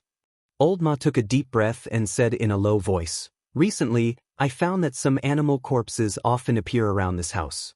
Most of them are wild cats and dogs. Occasionally, there are birds, chickens, and ducks. They all died in the same way. Their throats were directly bitten by sharp teeth, and then they bled to death." Lu Chen was silent for a moment. His expression also became cold. He glanced at Old Ma and said, "What do you think?" Old Ma pointed at Atsu in the distance and said, "Did it do it?" Lu Chen said, "I'm not in the city, and I didn't see it with my own eyes. I don't know, but Atsu has never done this kind of thing before." Old Ma looked at him deeply and said, "You really don't have anything to hide from me, right?" Lu Chen met his gaze and suddenly smiled, saying, "Of course there is." Old Ma was furious and said, "Damn it. I knew you weren't honest. Tell me." Lu Chen waved his hand and said, "There are some things that I don't need to tell you. In short, you have to believe me. I won't do anything bad to you." Old Ma looked at him for a while and suddenly sighed and said, "Well, be careful." Lu Chen looked at him and his eyes gradually became gentle. He gently patted his shoulder and suddenly said, "Old Ma, after this, why don't we both retire?" He smiled and said, "These days are quite boring." Old Ma was silent for a moment and said, "Okay." Lu Chen took Black Dog out of Kunwa City. Along the way, he saw the Su family's mansion in the distance. He could see that although the mansion looked calm on the outside, everyone inside seemed to be in a hurry and had solemn expressions. He looked at it for a while and then turned around and left. After leaving Kunwa City, Atsu was even happier and kept running on the wide road. Lu Chen didn't keep walking along the road and quickly led it to the wilderness. As they walked, they arrived at the foot of a nameless hill more than 10 miles away from Kunwa City. There was a forest on the hill, and the area was vast. There was no one around, which was exactly what it meant to be a wilderness. Lu Chen called Atsu over and stroked its head. He then squatted down and stared at Atsu's eyes. Atsu suddenly became nervous and took a step back. Lu Chen shook his head and said softly, "You've already drunk the heart's blood and your bloodline has been stimulated. It's almost impossible for you to live like before. The night of the full moon will be the time for you to transform and advance. At that time, no one will be able to help you and you can only rely on yourself." Since ancient times, the sacred beasts of the southern part of the chaotic land have all narrowly escaped death like this. If you can't pass this trial, then find a place to die. Lu Chen quietly said to it. Atsu lowered its head. As if it had sensed something, a complicated light suddenly appeared in its eyes. It slowly leaned forward, stuck out its tongue and licked Lu Chen's hand. Lu Chen glanced at the towering Kunlun mountain in the distance and said, "In the next few days, I also have to work on that mountain. It should be very dangerous. I'm not sure if I'll survive." You see, people like us who have been shadows for a long time are all like this. We always feel like we're in danger of dying. Tell me, what's the point of living like this? Am I right, Atsu? Lu Chen sat on the ground and said to Atsu. Atsu slowly walked over and squatted down next to Lu Chen. It looked like it was sitting side by side with him. The sky unknowingly darkened. The afterglow of the setting sun shone on their backs. "I hope we can still meet after the night of the full moon," Lu Chen said. Woof. Chapter 208. Amidst the clouds in the sky, on the winter peak. Hakushin Jinkuin's 3 disciples, Perfected Idol Month, Zhuoxian, and White Lotus gathered in Zhuoxian's cave abode. They stood side by side and looked at the ancient plate on the table in front of them. Compared to the 2 senior brothers who had been famous for a long time, White Lotus looked like a child at the moment. However, her temperament was cold and otherworldly, and she had a different kind of bearing. However, White Lotus did not seem to be in a good condition today. Her face was a little pale, and she looked a little haggard. Perfected Idol Month and Zhuoxian saw this. Perfected Idol Month looked at this little junior sister with a rare look of pity in his eyes. "Little junior sister, are you not feeling well?" White Lotus shook her head and said softly, "No, thank you for your concern, senior brother." Perfected Idol Month nodded and said, "All right, in that case, let's see Master." White Lotus agreed. Then, under the gazes of Master Xian Yu and Zhuoxian, she walked up to the ancient plate on the table. She gently brushed her palm over it and used some unknown method. Suddenly, smoke rose from the center of the ancient plate. Then, there was the sound of a violent snowstorm. The howling was violent, as if it was right next to their ears. A vast expanse of white snow appeared on the ancient plate. This Dharma treasure was naturally the wind speech plate that was previously given to White Lotus for safekeeping. Perfected Idol Month and the other 2 looked solemn as they bowed. A moment later, a deep and slightly hoarse voice suddenly came from the depths of the seemingly endless snowstorm. "What's the matter?" Perfected Idol Month took a step forward and cupped his hands. "Master, Disciple Idol Month wishes to see Master." The snowstorm blew past as if it would never stop. The 3 could only see the snowstorm dancing in the sky, but there was no trace of a human figure. But strangely, Hakushin Jinkuin's voice was still very clear. "Speak." Perfected Idol Month did not dare to be negligent. He quickly reported to Master the major events that happened in the Kunlun party recently, including the matter of the evil cult secretly killing the odd-job disciples, which caused the anger of the other Yuaning Jinren and caused him to fall into a somewhat embarrassing situation. At the end of his speech, Taoist Master Idol Moon's complexion turned solemn. He looked at the snowstorm in the wind whisper plate and said, "Master, given enough time, this disciple will certainly be able to get to the bottom of the devil cult. But the sect council meeting is too close, and Qian Deng, Ming Zhu, and the others are pressing too hard. This disciple is afraid that there will be some troubles at that time. I'm here to sincerely ask Master to attend again this year, so as to deter the rascals and prevent those people from being too arrogant." The wind speech plate was silent for a moment, and then Hakushin Jinkuin's voice was heard. "Yes." Perfected Idol Month was overjoyed and quickly bowed to thank him. Then, Hakushin Jinkuin said again, "I'm not dead yet, Qian Deng, Ming Zhu, and the others shouldn't be like this. Is junior brother Tianlan back?" Perfected Idol Month hesitated for a moment and said, "I've followed Master's instructions. Every year, 1 month before the sect council meeting, I'll specially write to Martial Uncle Tianlan, asking him to return to the mountain to discuss the important affairs of the sect. In previous years, Martial Uncle always declined, and this year is the same. He only said that Zheng Xianmeng has been busy recently and may not be able to come back in time." The voice in the wind speech plate was silent for a moment, and then said, "Then let's not care about him, but the matter of the devil cult plotting against the disciples of Kunlun is indeed too arrogant. Don't you have any clues? If that's the case, then it's your fault. No wonder others are pointing fingers at you." Perfected Idol Month hurriedly said, "Master, you've misunderstood. This matter is a great insult to our Kunlun by the evildoers of the devil cult. As the sect leader, I won't just sit back and watch." Now, among the two cases, the first case of the murder of He Changxing was strange and experienced. It was indeed difficult to investigate, but after days of continuous investigation, I've found some clues, especially the source of the cinnabar used in the murder case. With this as an opportunity, I'll be able to find the melon by following the vines. As for the second case of the murder of Zhang Ji, it happened recently, but the technique was much worse than the first case. I already have some clues. It was the work of the spies that the devil cult planted in our Kunlun. Now, once the evidence is conclusive, we'll immediately arrest them and present them to the sect." Hakushin Jinkuin's tone was cold and said, "In times of emergency, there must be a thunderous method."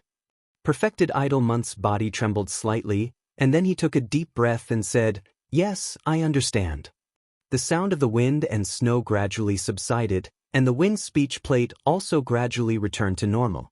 There was no longer the scene of wind and snow in the sky. White Lotus silently walked forward, wiped the magic treasure, and put it away. Then she turned around and nodded at Taoist Master Idol Moon and Zhuxian. Perfected Idol Month's expression was amiable, and he smiled at White Lotus and said, "I've troubled little Shimmy." White Lotus's expression did not change much, as if it was too cold like frost. But she still bowed slightly to this eldest Shixiang, whose age could even be her grandfather, and said, "You flatter me. If Shixiang needs anything in the future, just let me know." After saying that, she bowed to both of them and walked out. Perfected Idol Month and Zhuxian watched her leave.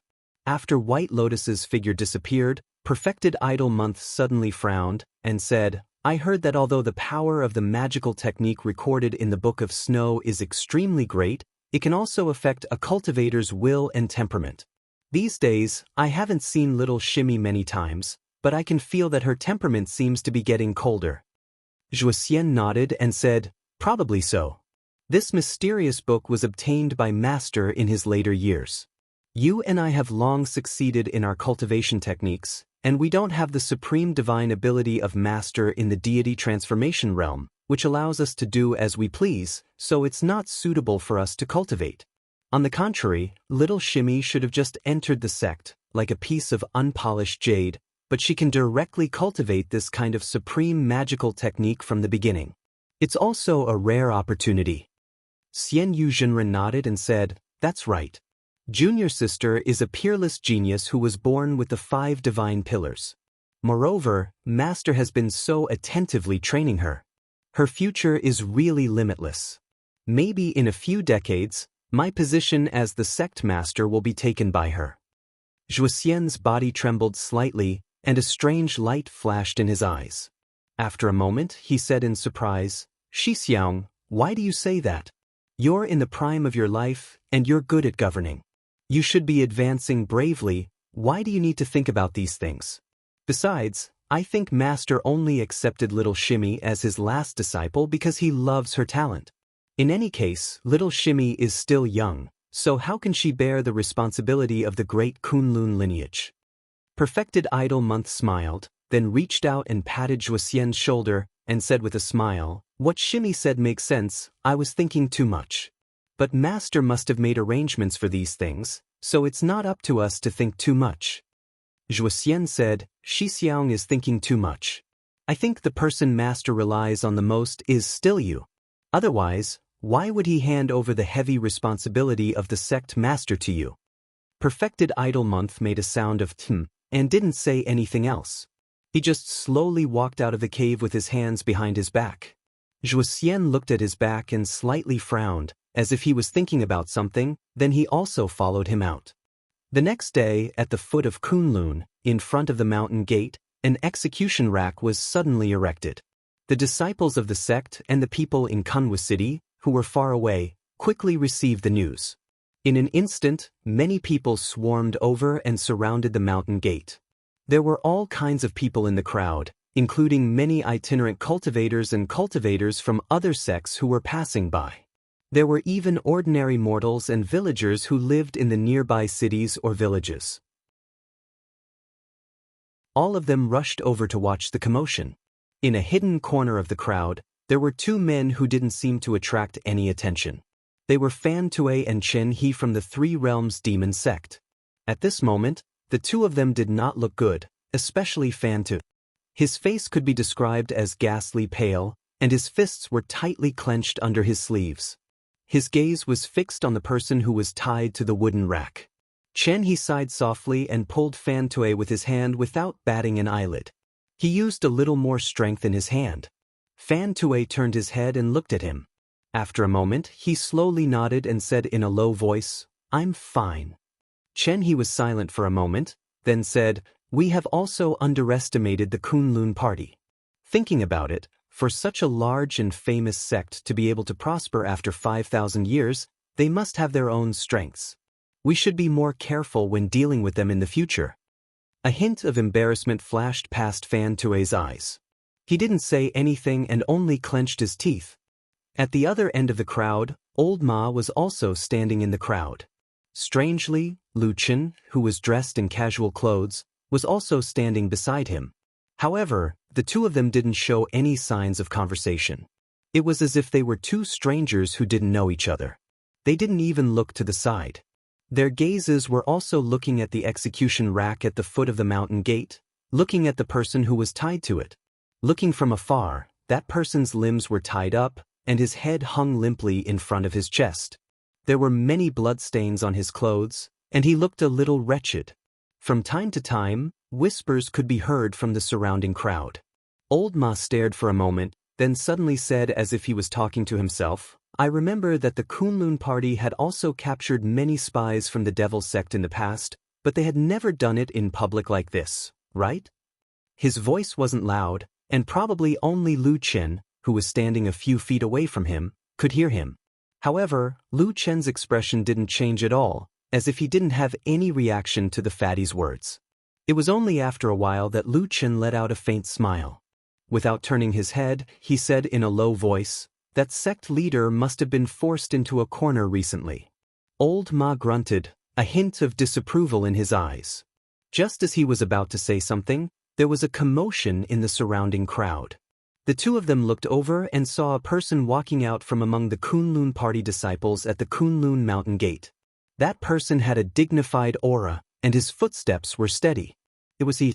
At this moment, he was holding a sharp long sword in his hand, walking toward the execution rack step by step. The surrounding crowd instantly became excited. He stopped in front of the execution rack and suddenly looked around. Then he shouted in a deep voice that shook the entire place and reverberated in front of the Kunlun Mountain Gate. Spies from the Devil Sect have committed heinous crimes. Everyone has the right to punish them.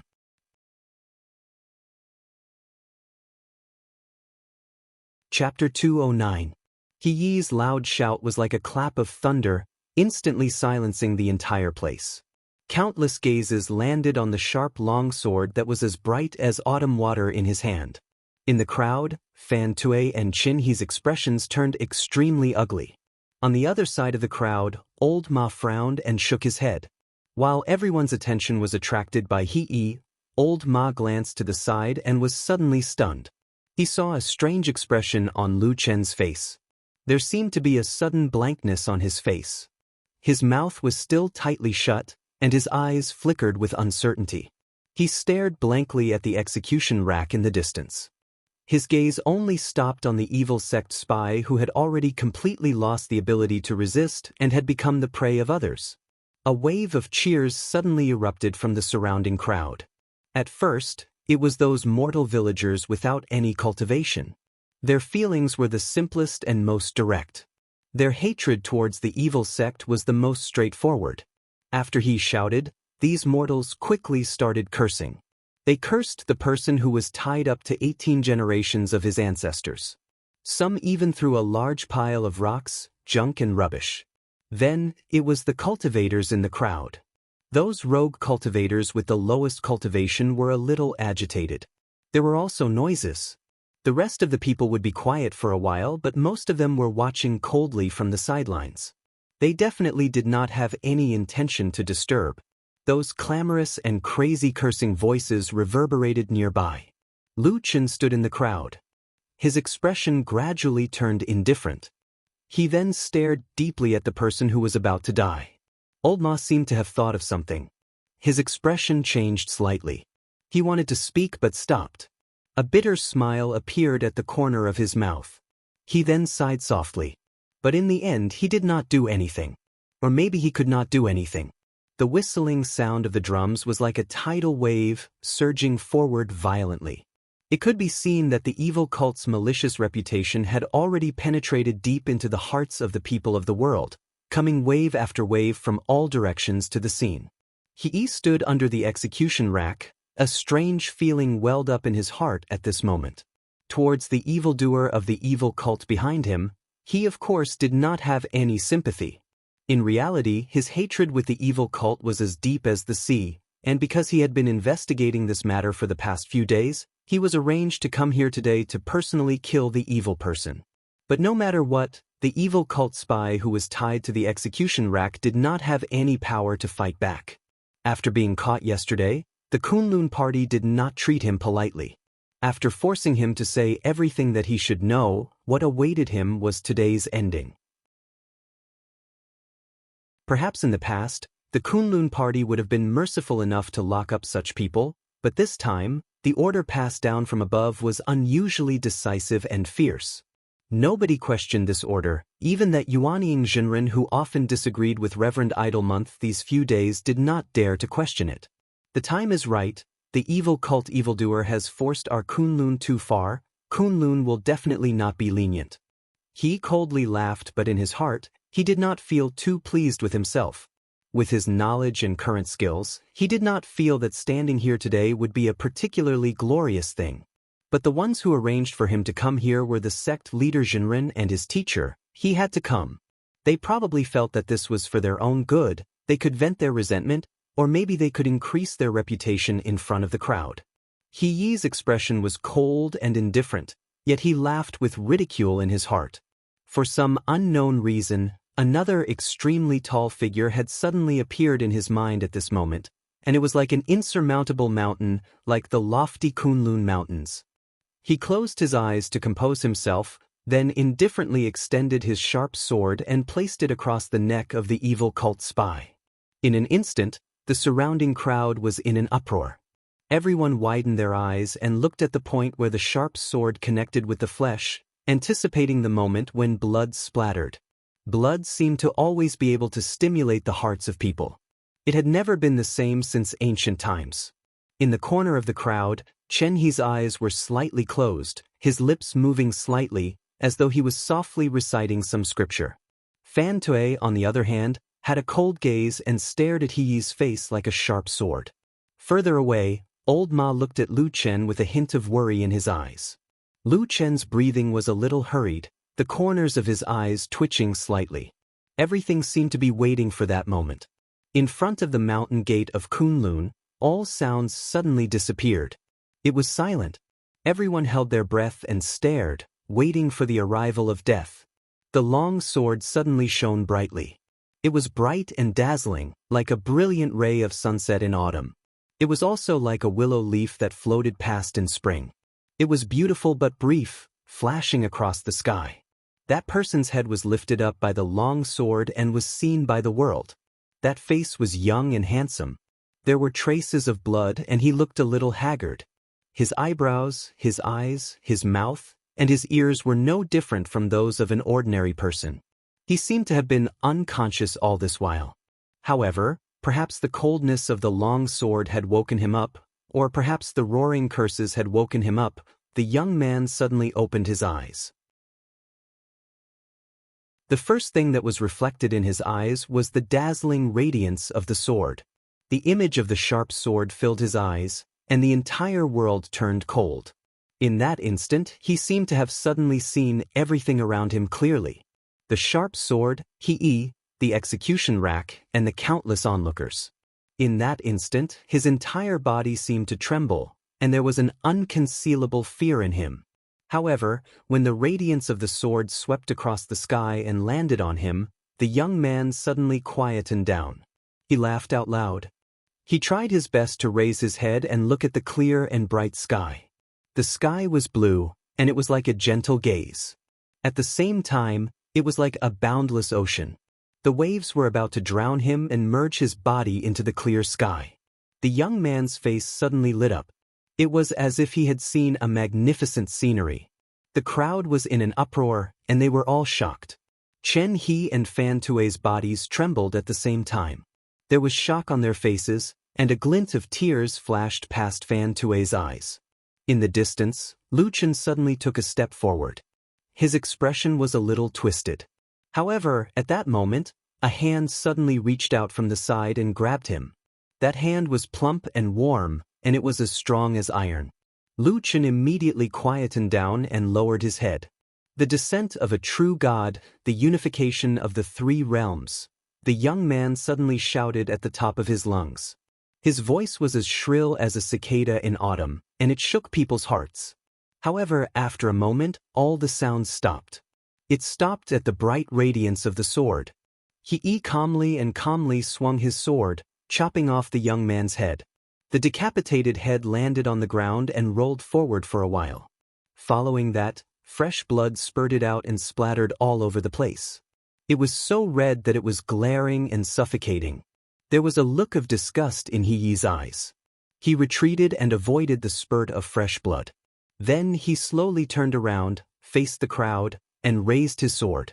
Drops of blood dripped down from the blade of the sword. It dyed the ground and the eyes of the people in the surroundings red.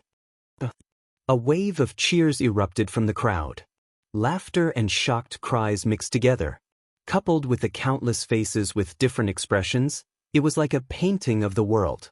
When one looked at the scene of fresh blood with a tinge of bloodiness, it was like a painting of 100 ghosts at night.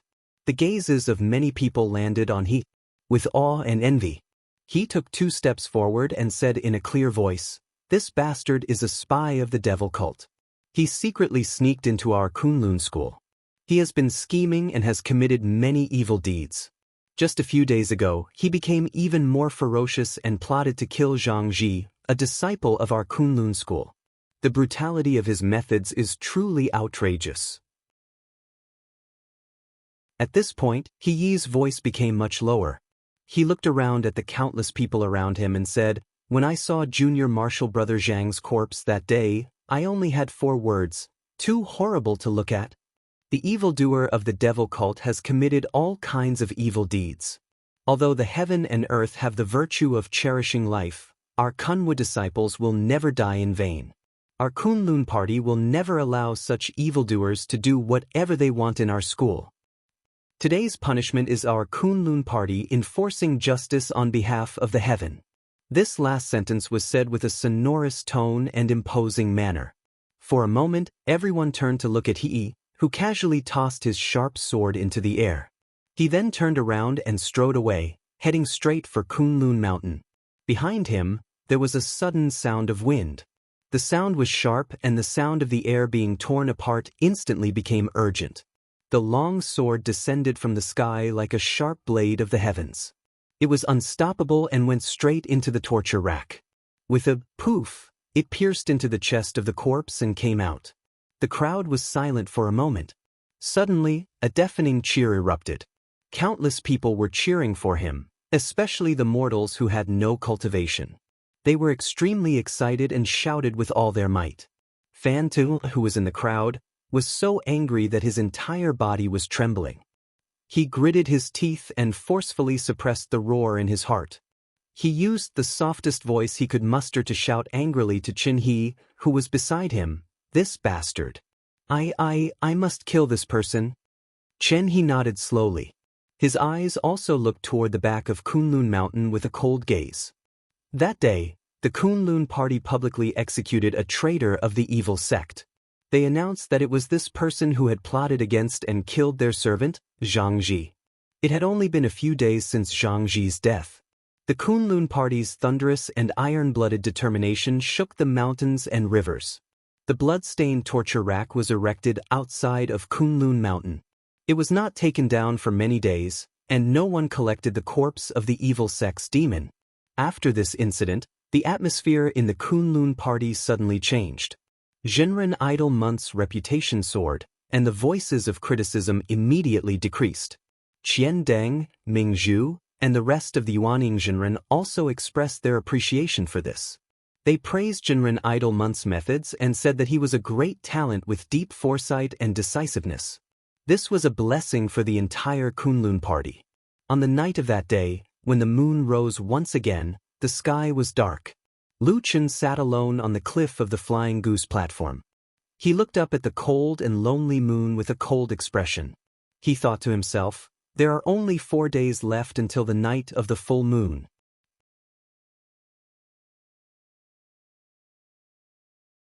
Chapter 210. Su Qingjun walked back to Fian Terrace from the mountain path in the early morning after daybreak. When she was about to walk towards her cave residence, she hesitated and glanced at the other side of Fian Terrace. The wooden house stood quietly in the morning light. Su Qingjun hesitated for a moment, but in the end, she still walked over.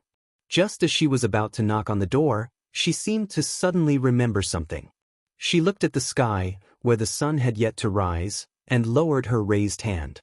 She stood at the door for a moment and was about to turn around to leave when she suddenly heard a voice calling out to her from the cliff of Fian Terrace. Su Qingjun was startled and turned her head to look. She saw Lu Chen sitting with his back against the stone wall on the other side of the cliff, waving at her with a smile. Su Qingjun walked over and looked at Lu Chen with a trace of surprise. "Why are you here?"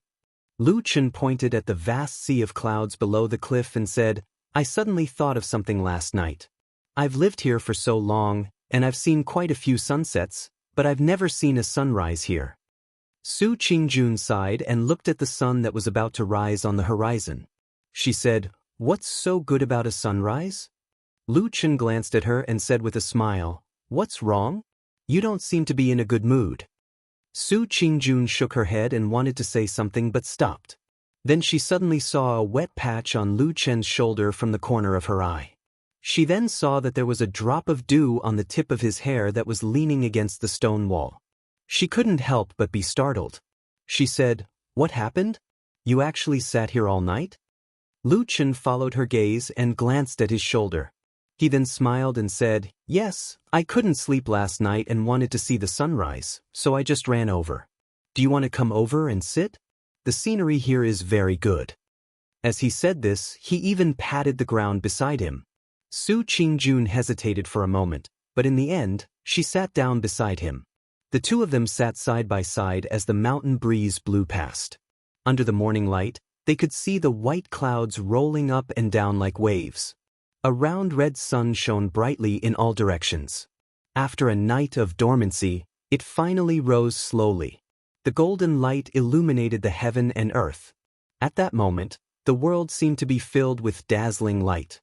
Su Qingjun gazed into the distance with a look of pleasant surprise on her face. She said sincerely, "Ah, the sunrise is so beautiful." Lu Chen also gazed into the distance and said, "Yes. But you've lived here for so long, have you really never seen this scenery before?" Su Qingjun suddenly blushed. She retracted her gaze and glanced at him, saying, "No. Oh, sometimes I wake up late." Lu Chen said seriously, "Sometimes?"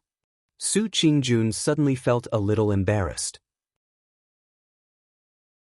She glared at him and said, "Hey, in any case, I'm your master in name." "Even if it's in name," Lu Chen said with a smile, "so I can't say it?" Su Qingjun looked at him for a while and suddenly sighed, saying, "Forget it, say whatever you want. Anyway, all these years, you're the only one who would talk to me so casually. In fact, sometimes when I think about it, it doesn't seem to be a big deal." Lu Chen's eyes lit up. He said with a smile, "You really don't mind? Then I can tell others later. If you dare to say it, I'll break your legs." Su Qingjun grabbed his sleeve and said fiercely. Lu Chen laughed and nodded in agreement. Su Qingjun just pretended to be fierce, but then she also smiled and burst out laughing. She was as bright and beautiful as a spring flower. Then, she sighed softly and put her hands behind her head. She leaned against the stone wall and looked at the vast sea of clouds in the distance. She narrowed her eyes slightly and said to herself, "You're still smart. Sitting here and watching the sunrise, it's really leisurely and comfortable." Lu Chen smiled and turned to look at her. He said, "Is there something troubling at home again?" Su Qingjun closed her eyes and made a sound. After a while, she said softly, "My brother's head might not recover." Lu Chen frowned and said, "So serious?" Su Qingjun nodded and said, "My family has invited many highly skilled seniors to take a look, including my master. I also begged to go take a look, but there was no good way. Sumo is good and bad now. When he is good, he looks like a normal person, eating and sleeping by himself. But when he is bad, he is completely like a fool." Lu Chen was silent for a moment and said in a low voice, "It sounds like his brain is hurt." Su Qingjun said, "Yes. That's why the seniors who came to take a look were also at a loss. They could only try to give him all the miraculous pills and medicines they could find, but it was of no use. Because of this, my father has lost a lot of weight. My mother is so anxious that her hair has turned white. She cries all day." Lu Chen did not know what to say for a moment. He did not have the slightest good impression of Sumo, whose brain was injured by the mind-manipulating art. But he always felt that the Su Qingjun in front of him was somewhat different. Looking at her somewhat depressed appearance, Lu Chen also felt a little uncomfortable in his heart. After a moment, Su Qingjun suddenly sneered and said, "Yesterday at the mountain gate, you should know about it, right?" Lu Chen slightly looked up at her, nodded and said, "I went over to take a look." Su Qingjun said, "That he Xixiang, is he very awe-inspiring?" Lu Chen said, "Very awe-inspiring." Su Qingjun indifferently said, "Now with a shake of his body, he only went to kill a powerless evil sect spy and suddenly became the hero that sect leader Reverend and Dukanjinren strongly promoted. This kind of person, even if our Su family wants to take revenge, we won't dare to." Lu Chen was silent for a moment and said, "Yes, you better bear with it." Su Qingjun stared blankly at that rising red sun. After a long while, she said, "Sometimes I really feel that it's quite boring." Lu Chen said, "What about those people who were harmed by your brother? Do they also feel that it's boring?" Su Qingjun was surprised. Her brows immediately frowned and turned to look at Lu Chen, her eyes somewhat gloomy. Lu Chen smiled and calmly said, "I'm sorry, I just don't know how to chat. Sometimes my words are just unpleasant to hear." Su Qingjun looked deeply at him and suddenly said, "I thought that at this time you will at least comfort me a few words, at least accompany me to talk, to make me happier." Lu Chen looked at her beautiful face and said, Is it because you think that because you are a natural beauty, a man should coax you? Or because you think that because you have done me a great kindness, I should wholeheartedly flatter you? Or have you forgotten that I was also harmed by that brother of yours? Su Qingjun stared at him and slowly said, You still hate him? Should I not hate him? Lu Chen said, Those torture tools hidden in the courtyard, I think you should know in your heart that I will not be the first person to experience those painful feelings. Su Qingjun slightly lowered her eyes, at that moment avoiding his gaze, and softly said, I thought that if I treat you a bit better, you will slightly forget that hatred. You are wrong, Lu Chen said calmly. Su Qingjun fell silent. After a while, she stood up and turned to walk down, but after 2 steps, she suddenly stopped and did not turn around. He only heard her say, You have never spoken to me like this in the past. When I just arrived here, you asked me what was on my mind. In fact, I should be the one asking you, right? Su Qingjun slowly turned around, there was a soft light in her bright eyes, looking at Lu Chen, and said, What happened during the days I was not on the mountain, Lu Chen? Nothing. Lu Chen said, It's just that I don't want to flatter you anymore. I feel that I have been very disgusting in thinking about you all day to make you happy. Su Qingjuan's face looked a bit pale, and she whispered, Why? No reason. In fact, the two of us do not have to be so hypocritical. Do we really pretend that we can always be friends? Are we not? Nope. Lu Chen's face seemed to become calmer and calmer, calmer to the point that it was close to indifference. Even his gaze was cold, the coldness in his eyes seeped into his bones. I follow you, of course because of your beautiful appearance, and also because of your profound skills, I can rely on you. In the future, I can rely on your name to get by and swindle food and drink. As for you, you probably feel a little guilty taking care of me, and also because I can make you happy, right? Su Qingjun looked a bit sad, lightly shook her head and said, It's not like that.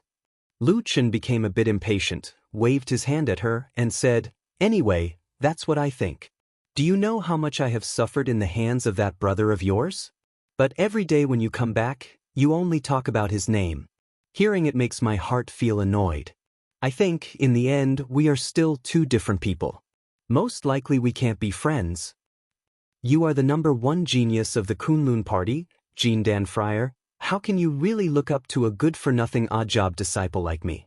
Su Qingjun suddenly raised her head and said, I did not. After a long time, can you guarantee that you definitely won't? Su Qingjun was suddenly at a loss for words. Lu Chen stood up, took one last look at that red sun at the end of the sea of clouds, sighed, and then walked towards the wooden house at the bottom of the cliff. When he passed by Su Qingjun, he paused for a moment and said, I don't want to stay here anymore, I will go down the mountain today, I don't want to trouble you in the future.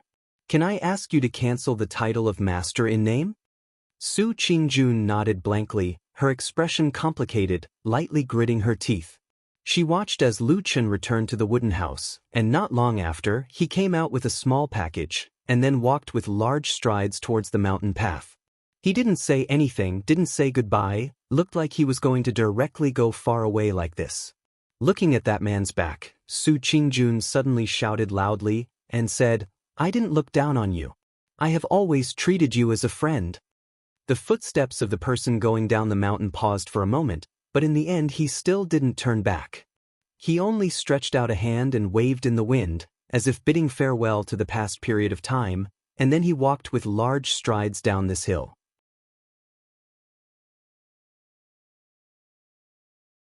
Chapter 211. The path down the mountain was not easy to walk on. Zigzagging, zigzagging, it was as if he was always walking on a steep slope with no flat ground. There was no one on the nearby mountain path, and the Flying Goose platform was usually quiet. Lu Chen walked alone for a long time. After leaving the Flying Goose platform, he walked around casually, as if he did not have a clear and definite direction to go. He was like a cold and lonely shadow, walking in the mountains until a deep voice suddenly rang in his ear and said gently, Where are you going? Lu Chen stopped and said, I'm waiting for you. The person seemed to smile. Then, he heard the sound of the wind and the rustling of the trees on both sides of the mountain path. The light from the sky seemed to be twisted for a moment, refracting a strange rainbow in front of him. A huge and burly figure appeared behind Lu Chen. In the next moment, the two of them had already left the mountain path and arrived at a quiet neighboring forest. Lu Chen stood in the forest and looked around. He mumbled something, but no one knew what he was saying. Then he looked up at the opposite side and said, "Damn Baldy, do you have wine?" A wine gourd was thrown over in midair. Lu Chen caught it, pulled out the cork, and gulped it down. Then he wiped his mouth and lamented, "What kind of lousy wine is this? You're a divine transformation stage true lord after all. Can't you get some immortal wine that can extend your life by 10 years? Get lost." True Lord Tianlan, who looked taller than Lu Chen even though he was sitting in the forest, spat at him. Then, with a wave of his hand, the wine gourd flew back and landed in his hand. True Lord Tianlan touched the wine gourd and seemed to cherish it. He said, "There's no such thing in the world. Besides, you're the only one in the world who can drink my wine. Be content." Lu Chen did not look proud or honored at all. He snorted and found a place in front of Perfected Lord Tianlan to sit down. Perfected Lord Tianlan glanced at him and the corners of his lips curled up into a strange smile. "You suddenly fell out with Su Qingjun and went down the mountain. Isn't that a little strange?" Lu Chen said lightly, "I don't like the entire Su family, okay?" Perfected Lord Tianlan replied, "Sure, of course. Let's not talk about how angry you are right now. In the future, when I'm done with all those trivial matters, I'll definitely help you torture the Su family and help you vent your anger, okay?" Lu Chen shook his head and said, "I will take revenge myself. You don't have to worry about my business." Perfected Lord Tianlan sighed. "Nonsense. Are you afraid that I'll go to Soaring Goose platform?" Lu Chen fell silent for a moment before replying, "You're going to look for me sooner or later anyway. Once I'm involved in a bunch of trivial matters, I won't be able to get out of it. There's no need for me to harm others." Perfected Lord Tianlan could not help but laugh. "Seems like you don't trust me. Also, this is the first time I've seen you feeling compassion for someone. You've fallen for that lady?" Lu Chen shook his head. "It's not that. Initially, I wanted to go to Soaring Goose platform to find the traitor. However, that person doesn't look like one and she's passable, so I let it go. In any case, the truth will be revealed in 3 days." Perfected Lord Tianlan stared at him and his expression gradually turned solemn. "Are you so sure?" Lu Chen replied, "That pattern is the highest level of the demonic cult in the 3 realms. It can't be faked unless it's someone like me who has been in the demonic cult for many years." Perfected Lord Tianlan didn't question him any further. He nodded and said, "All right." Then he smiled and said, "I didn't sneak back all the way here in vain." Lu Chen raised his head and looked at him. "Sneak?" Perfected Lord Tianlan chuckled. "That's right. Right now, not many people in the Kunlun party know that I'm back. Don't go out and spread it." Lu Chen replied, "Even if I say it, someone has to believe me. Even if I run to the mountain gate and shout that the damn fatty is back, not only will they not believe me, they might even beat me up." Perfected Lord Tianlan laughed out loud. "See, this is the benefit of having many disciples and grand disciples." Lu Chen scoffed. "What disciples and grand disciples do you have? You don't even have a single disciple, right?" Perfected Lord Tianlan smiled. "Isn't it just you?" Lu Chen turned his head away and did not look at him. He asked, "If the traitor is indeed lured out to meet me on the night of the full moon, what should I do then?" Perfected Lord Tianlan replied without hesitation, "Capture him, of course." Lu Chen asked, "Who's going to do it?" Perfected Lord Tianlan smiled. "Isn't that why I rushed back? Don't worry, I'll hide near you. Once the traitor appears, I'll naturally take him down." Lu Chen stared at him for a while. "That's it? Unless he doesn't come." Perfected Lord Tianlan shrugged. Leaves fell from the forest and landed between Perfected Lord Tianlan and Lu Chen. Lu Chen looked at the half-withered leaves. After a while, he suddenly said, "I have something to ask you." "Yes, Old Ma's mentioned this to me before. Go ahead and ask." Lu Chen looked up at Perfected Lord Tianlan's eyes. Why are the people of the fiend cult like us? They don't seem to know about the traitor that's hidden the deepest in Kunlun Mountain? I don't know. Lu Chen's expression darkened. What do you mean by that? Perfected Lord Tianlan said, I really don't know. I'm not a shadow that stays in the fiend cult all day long like you. I'm indeed not too clear about the internal affairs of the fiend cult over the years. I understand what you mean. However, don't forget that I'm a soul formation perfected lord, not a fraud. There are many things that I'm not omniscient about. Lu Chen looked at him quietly and said, I think it's a little strange. Perfected Lord Tianlan's eyes fell on his face for a moment.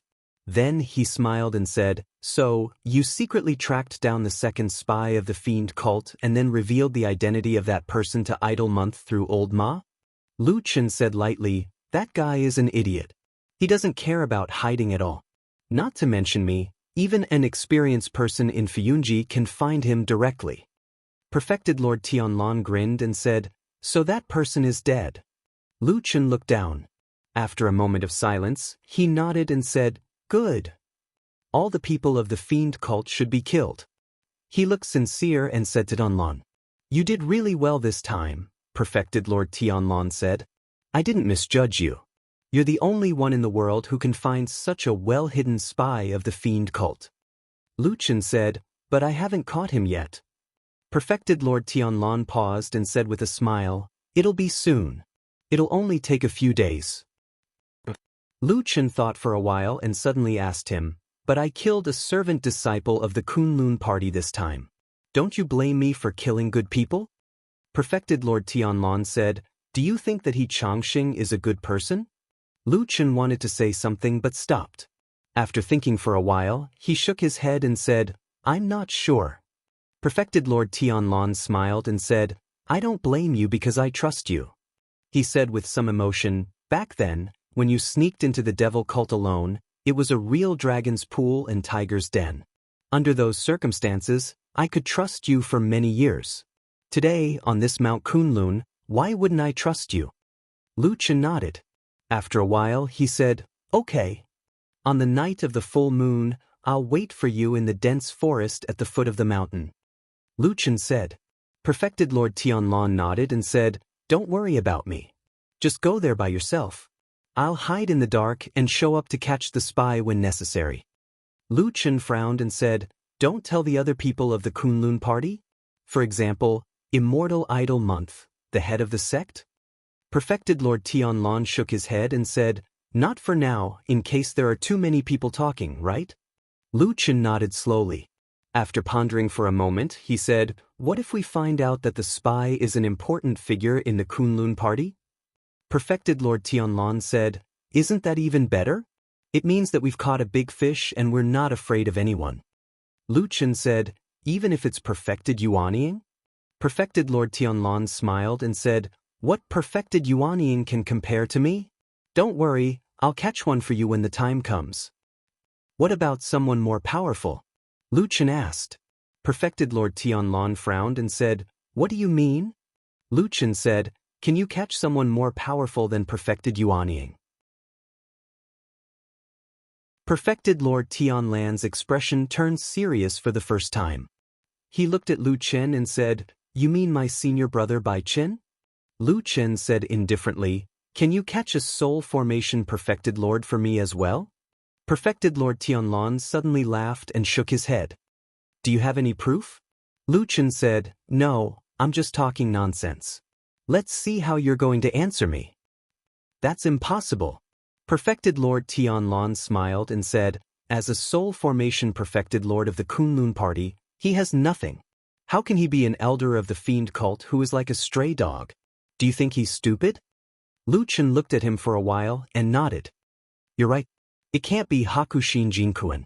Is there anything else? If not, I'm leaving, Perfected Lord Tianlan said to Lu Chen. We've said everything that needs to be said. Can I really turn over a new leaf after I catch that fiend cult spy? Lu Chen asked. Of course, Perfected Lord Tianlan said with certainty. Lu Chen nodded and said, Then let me ask you for one more thing. Say it. Collect the corpse of that fiend cult spy at the foot of the mountain. Otherwise, if one day his head is separated from his body and his corpse is exposed on the streets, it will look a little tragic. Perfected Lord Tianlong frowned and looked at Lu Chen. Are you pleading for that fiend cult spy? Yes, Lu Chen replied calmly. Perfected Lord Tianlong was silent for a moment and said, Didn't you secretly find this person? I want to collect his corpse, can I? Lu Chen asked again as if he did not hear Perfected Lord Tianlong's words and did not seem to care about Perfected Lord Tianlong's gradually darkening expression.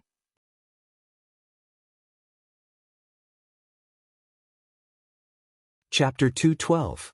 No, Perfected Lord Tianlong said. Don't be meddlesome. Lu Chen quietened down. After a while, he nodded without saying anything. Perfected Lord Tianlong looked at him and frowned. Ma Xiaoyan is right. You do seem to be a little off lately. Because I want to collect that person's corpse? Because your heart softened. Perfected Lord Tianlong said, 10 years ago, you weren't soft-hearted or hesitant. You didn't care about other people's feelings or worry about dragging them down. I think I told you a long time ago that shadows like you don't live long. Lu Chen was silent. After a while he said, You're right. I've probably changed in the past 10 years. But you don't like it? Perfected Lord Tianlong said, Of course I don't like it because you might lose your life. But I think it's all right. Lu Chen said calmly, Although my heart softened and my cultivation was crippled, I saw things that I never saw before and felt a state of mind that I never knew before. I think it's all good. Lu Chen looked up at the famous Perfected Lord in front of him and said, Actually, sometimes I also wonder if I would still stab Yun Shouyang to death without hesitation if I was in that desolate valley now. Perfected Lord Tianlong narrowed his eyes and looked at Lu Chen. But do you think what you did 10 years ago was wrong? Lu Chen shook his head. No, I don't regret it. After a pause, he said, You're right. I was probably soft-hearted. A shadow shouldn't be soft-hearted. I think I'm not suitable to be a shadow anymore. The forest quieted down. After a while, Perfected Lord Tianlong said, It's been hard on you all these years. Fortunately, you'll be free after this matter is done. Lu Chen smiled. Really? Perfected Lord Tianlong laughed. Why would I lie to you? You're my only disciple and I'm counting on you to inherit my legacy in the future. Oh, speaking of this, my lineage has a habit. Every generation's patriarch will pass on one of his Taoist titles to his favorite disciple, which will then be passed down from generation to generation. My master is old ancestor Tianhong. He imparted the Taoist name Tian to me, so I'm called Tianlong. In the future, I will also pass on the word Tian to Lu Chen, Perfected Lord Tianlong said to Lu Chen with a smile. Lu Chen shrugged and said, Then what should I be called, Lu Tian? Tianchen? Lu Tianchen? It doesn't sound imposing at all. It doesn't sound good. Perfected Lord Tianlong thought for a moment and said, How about Heavenly Shadow? Sky Shadow? Lu Chen repeated. Perfected Lord Tianlong smiled. How is it? I think it's pretty good. Forget it, don't talk to me about this. Otherwise, I'll be entangled with a shadow for the rest of my life. Damn Baldy, let's make a deal.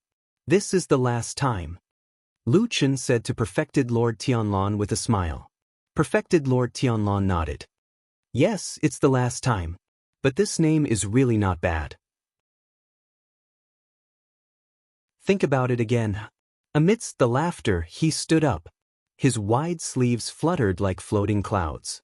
A strong gust of wind blew and the fallen leaves danced in the air. The entire forest rustled. Suddenly, birds flew up in alarm. His figure flashed and disappeared without a trace. In the depths of the forest, only Lu Chen was left. He looked at the strong gale and his expression suddenly turned strange, as though he was thinking about something. After a while, he muttered to himself, Old ancestor Tianhong's favorite disciple didn't take over the Kunlun party. Amidst the clouds in the sky, on the winter peak. Amidst the howling wind and snow, White Lotus and Zhuoxian stood in front of the wind speech disc that had been opened once again. They looked at the violent wind and snow inside and then heard Hakushin Jinkuan's voice from the depths of the wind and snow. Leave the wind speech disc with your second senior brother for the next few days. There are many important matters of the sect that require him to contact me from time to time. You're still young, so don't be distracted. Just focus on cultivating in the cave abode. White Lotus lowered her head slightly and said calmly, "Yes, I understand. I'll take my leave." White Lotus bowed to the wind speech disc and then nodded at Zhuoxian. Zhuoxian smiled and then White Lotus turned and walked out. Zhuoxian was the only one left in the cave abode. After a while, Hakushin Jinkuin's voice was heard again. "How's Lianer's cultivation recently?" Zhuoxian said, "Junior sister is a genius. Her cultivation progress is extremely fast and has long surpassed me when I was her age. I'm really ashamed of my inferiority." Hakushin Jinkuin's voice sounded like he was in a good mood. He even smiled and said, "Yes, Lian was born with 5 pillars of bone. Her cultivation is indeed better than ordinary people. But she's still young and has a long road ahead of her. As her senior brother, you have to take care of her from time to time." Zhuoxian cupped his hands and said, "Yes, I understand." Hakushin Jinkuin asked again, "How's the situation in the sect?" Zhuoxian said, "Everything is fine now. The day before yesterday, Senior Brother Idle Month resolutely ordered the execution of the devil cult spies. His thunderous measures deterred everyone. Those rumors have decreased a lot these days." Hakushin Jinkuin sneered and said, "Those troublemakers are just people who look fierce but are weak inside. Even if they cultivate to Yuanying, they won't be able to achieve anything big. Now the only one the sect has to worry about is my junior brother Tianlun. As long as he doesn't return to the mountain, there won't be any big trouble." Zhuoxian's eyes flashed. He lowered his voice and said, "Master, do you mean that Marshal Uncle Don is dissatisfied with eldest senior brother? The person he's dissatisfied with is probably me." Hakushin Jinkuin seemed to be in a good mood today. He did not hide anything from his second disciple and said lightly, "But it doesn't matter. As long as I'm here, he can't do anything." Zhuoxian bowed his head deeply and said respectfully, "Master is wise. I'll meditate and practice. But since I promised Idle Month, I'll still go to the sect council on his behalf that night. You can come to me then." "Yes." The sound of the wind and snow gradually subsided and gradually disappeared. The wind speech plate also quieted down and returned to its usual quiet appearance. Zhuoxian walked forward and gently put away the magic treasure. He seemed to be in deep thought. This night, when the moon rose, a figure swept from the night sky and landed on Fian platform. The moonlight shone coldly on the left and right, and the platform looked empty. The man was about to go to the cave residence on the mountain wall to call the door when he suddenly exclaimed and turned to look at the other side. He saw a woman not far away from the wooden house. It was Su Qingjun. She was standing there looking up at the moon, lost in thought. The man walked over and deliberately increased his pace. Su Qingjun immediately felt the movement behind her. She turned her head and was stunned at first. Then she called out, "Master, why are you here?" The man was Masato Kihara, the leader of the Kunlun party. He walked to Su Qingjun and looked around. Finally, his eyes fell on Su Qingjun's face.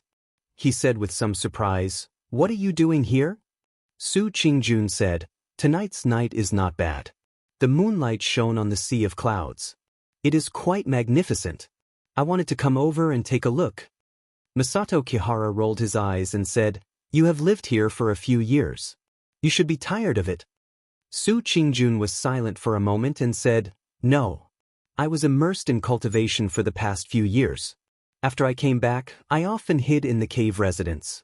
If no one told me about the surrounding scenery, the sun rising and the moon setting, the sea of clouds and so on, I really did not look at it seriously." Masato Kihara looked at the sea of clouds in the distance. Under the moonlight, the sea of clouds shimmered with silver light. It was like the waves of the sea. It was very beautiful. He nodded and said, "Yes, we cultivators sometimes need to understand the nature of heaven and earth. Although this state can only be understood by cultivators above the realm of Yuanying, but for a genius with extraordinary talent like you, it is beneficial for your cultivation to understand more in the realm of Jindan." Su Qingjun nodded and said, "Yes, disciple understands." She looked at Masato Kihara and said, "Master, you came here tonight. Is there something you need me for?" Masato Kihara did not look at the sea of clouds. After a moment of hesitation, he said to Su Qingjun, "Yes, tonight I went to see an old friend. I passed by here on my way back to the mountain. I wanted to come down to see you and have a chat with you." Su Qingjun nodded and said, "Oh, Master, please wait for a moment. I will go get some spiritual tea. We can enjoy the moonlight together." Masato Kihara waved her hand and said, "I don't want to drink. The taste of the tea is too bland. I will drink my own wine." As he spoke, he took out a flask of wine out of nowhere and stuffed it into his mouth before gulping down a few mouthfuls. Su Qingjun couldn't help but laugh. She shook her head and said nothing. Masato Kihara drank the wine and let out a satisfied sigh. "Qingjun, you have been my disciple for so many years. Do you have any regrets?" "Regret?" Su Qingjun was taken aback. She said in astonishment, "Master, why would you say that? I have never regretted it. It is all thanks to your guidance that I can improve day by day. How could I have any other thoughts?" Masato Kihara smiled and said, "Yes, you are a good child." As he spoke, he drank another mouthful of wine and continued, "But I think you know what's going on in our Kunlun sect. Our Taiji has been declining for many years, and there are still many areas where we suffer losses. Although I've tried my best to help you fight for it, sometimes it's inevitable that there will be times when we can't do it well. I'm afraid that you'll be wronged because of your talent." Su Qingjun smiled and said, "Master, you think too much. I am very good." Masato Kihara stared at Su Qingjun's beautiful face and suddenly smiled. He said, "Yes, you are really a good child. But don't worry, there will be a day in the future when Master will properly train you and let you be like all the other geniuses in the sect. You will be able to display your strengths and make our Tetsu branch flourish." As he spoke, he seemed to be a little excited. He unconsciously exerted force in his hand and directly crushed the wine bottle with a muffled sound. The wine splashed out. Under the moonlight, the countless water droplets in the air refracted a magnificent and strange rainbow, as if leading to the distant depths of the night.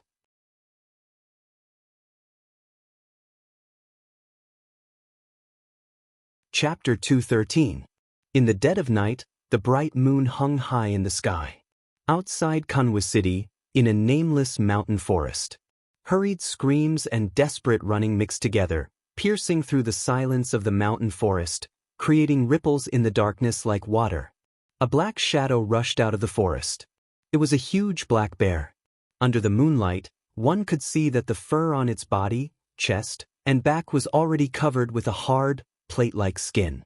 It was very different from ordinary bears. Obviously, it was a ferocious beast that had already advanced to become a demonic beast. Demonic beasts like this might not be considered high in rank, but their fighting strength couldn't be underestimated.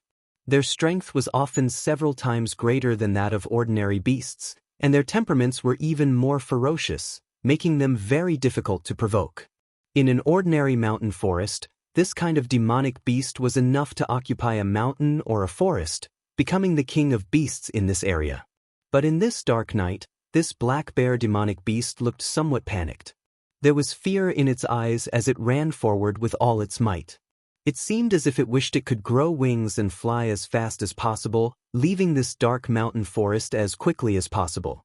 While this demonic beast was madly running away, the moonlit mountain forest was cold and silent. Not a single sound dared to be heard. All the beasts, including the birds, seemed to be doing their best to hide their auras, not daring to make any sound. Suddenly, the moonlight shining on the horizon darkened and a cold wind blew in the darkness of the night. A strange aura blew from the depths of the forest to the left of this black bear demonic beast. The black bear roared, but the sound of the wind suddenly became fierce. Like a thunderclap, a black shadow blocked the moonlight in the sky and covered the black bear's shadow. Roar! The black bear let out a crazy and desperate roar. Its huge body was knocked to the ground by the sudden force. It raised its huge bare paw and smashed it down, but the black shadow advanced and retreated like lightning, dodging the paw in an instant. Then, it suddenly approached. In the darkness, a cold light shone, sharp fangs as bright as frost. A dim light flickered in those dark eyes, and a green flame was burning. The black bear's roar came to an abrupt end. All sounds seemed to be blocked in its throat and were drowned out by the gushing blood. Its huge body struggled frantically, but no matter how hard it tried, it could not break free from those terrifying sharp teeth and the ghostly black shadow. Gradually, the demonic beast's body softened. Life flowed out of its strong body like water, like a fountain of blood being drunk dry. The jade-green flames burned in that lonely eye, and the darkness seemed to be roaring faintly. The forest was silent, and everything gradually quieted down. A black shadow slowly walked out of the darkness. It was a black dog whose body had expanded a lot. Its strong and bulging muscles seemed to contain infinite power. When blood dripped from its sharp teeth, it didn't seem to notice. Moonlight sprinkled down from the sky once again, landing on this mountain peak. All the beasts and birds were silent. Only a black dog raised its head and stared at the round moon that was getting fuller and fuller. Suddenly, it opened its mouth and let out a mournful howl towards the bright moon in the sky. "Wu, is there something wrong with your brain?" In Kunwa City's Black Hill Pavilion, Old Ma angrily pointed at Lu Chen and scolded, "Do you think you're still a 17 or 18-year-old boy? Don't you use your brain when you do things? How dare you say that to a true sovereign?" Lu Chen expressionlessly sat across from him. He just shook his head and didn't respond. Old Ma looked at him and became angrier. He even seemed to be trembling with anger. He said, "I really don't understand what you're thinking now. Let's not talk about the past. I think even 10 years ago, you were much smarter than you are now. You knew what to do and what to say. You knew when to keep your mouth shut and swallow those damn words until you die." Old Ma was even more furious when he saw Zhou Donghuang's expression. Lu Chen wiped his face and sighed. He said, "Can you speak properly? Your saliva sprayed on my face." "But," Old Ma said angrily, "I wish I could pour a basin of water on your head." Lu Chen smiled and said, "Well, I'm fine now, aren't I?" Old Ma said coldly, "This is because true sovereign cherishes old friendships. I've told you long ago that he treats you differently. In his heart, you're different from the others. Based on the nonsense you spouted and that damn corpse collection, believe it or not, anyone else would have killed you on the spot to avoid future troubles." Lu Chen slightly lowered his head. After a moment of silence, he said, "Do you really think so?" Old Ma said flatly, "I know you're suspicious, but it's not your fault.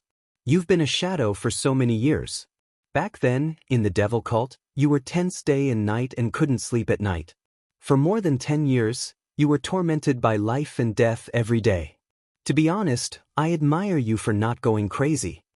But you can't be like this." Old Ma became agitated.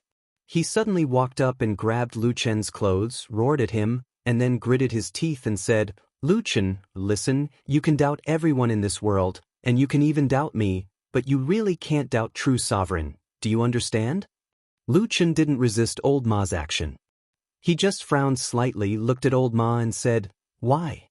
Old Ma took a deep breath, as if to calm himself down, and then slowly let go of Lu Chen's clothes. His eyes gradually softened. After a moment, he suddenly smiled bitterly and said, "For so many years, he raised you, cultivated you, and everything you did was for him. If you really doubt him, then what is the first half of your life? Nothing? Or a dream?" Old Ma stared at him and said softly. Lu Chen was silent. Old Ma paced back and forth a few steps in front of him, and then walked to the door. Looking at the deserted alley outside the house, he said, "And speaking of which, what need does true sovereign have to harm you? What can you threaten him with? In terms of strength, he is a deity stage true sovereign. Compared to you, this kind of trash, the difference is like heaven and earth. In terms of reputation, his name shakes the world. You are unknown. In terms of secrets, what you helped him do was to deal with the evil sect. But his reputation of being the most effective in dealing with the evil sect has long been known by the world. So I really can't think of any reason why he would harm you, and why is it worth your suspicion?" Lu Chen was silent for a long time. Then he smiled bitterly and said, "So you're saying I was too suspicious and blamed him wrongly?" Old Ma nodded, then stared at Lu Chen, his expression solemn, and said, "Brother, listen to me, don't let your imagination run wild, don't go the wrong way. Just follow true sovereign, and you will naturally have a bright future." That day, when he left the Black Hill Pavilion and walked out of that deep alley, the sun shone from behind him. Lu Chen saw the shadow on the ground in front of him. He stopped, somewhat in a daze. He took a step, and the shadow moved. He took a step, and the shadow moved again. He looked to the side and found that there was a shady place under the high wall where the sun could not reach. He walked over and stood under the wall. The sun could not shine on him. He looked at his feet. The shadow was gone. Lu Chen looked silently. After a long time, he stepped forward and walked out of the alley. Heavenly Soldier Hall of Kunlun Mountain. When he walked all the way, the Kunlun disciples along the way were very respectful to him. He had cultivated to the Jin Dan realm at a young age and was recognized as one of the most outstanding geniuses in the sect. Not to mention that he had a promising future, he was also nurtured and cared for by the head of the Heavenly Soldier Hall, Dukan Jinren.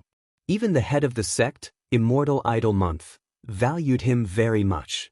Such a talent was really worthy of the 4 words, God's favored one. However, he had never been arrogant. On the contrary, after he broke through to the Jin Dan realm, his temperament and self-restraint seemed to have gone up another level. He treated people with courtesy. Whether it was ordinary disciples or odd-job disciples, he treated them equally. The way he talked and handled things made people feel like they were bathing in the spring breeze. At the same time, he was even more respected. His reputation in the sect was rising day by day. When Dukan Jinren saw his favorite disciple walk in, he could not help but smile. No matter who it was, even if he was a famous Yuanying Jinren for many years, to have such a satisfactory disciple was the most satisfying thing for him. "Why did you come today? What's the matter?" Dukan Jinren asked He with a smile. He respectfully bowed to his master as usual before he spoke. Dao Master Dukong laughed and helped him up. Then he said, "There are no outsiders here. So, you don't need to be so polite." He straightened his body, smiled and said, "It's what I should do." After speaking, he straightened his expression and said to Dukan Jinren, "Master, I really have something that I need to report to you." Say it. He took out a piece of cloth from his bosom and passed it to Dukan Jinren. Dukan Jinren unfolded it. It was a rubbing of a pattern. The pattern was twisted and complicated. It looked vaguely familiar. He could not help but was stunned. "What is this?" He said, "Ever since I caught that evil faction spy, disciple was inspired. I once again carefully investigated the first case of He Changxing's murder. Finally, by chance, I found this pattern." Dukan Jinren's spirit was roused. "What does this pattern mean? Do you know?" He said, "Disciple is very familiar with the evil faction's secret language. I can tell that the meaning of this secret pattern is, on the night of the full moon, we will meet at the same place." Dukan Jinren suddenly stood up. "Really?" He nodded and said, "That's true. And this secret pattern is much more brilliant than the one used by the evil faction spy. In addition to the reincarnation formation that appeared, it must be an important person from the evil faction lurking in our Kunlun party." Dukan Jinren beamed with joy. He patted Heyi's shoulder hard. "You are indeed my good disciple. You will have a great merit." Heyi smiled.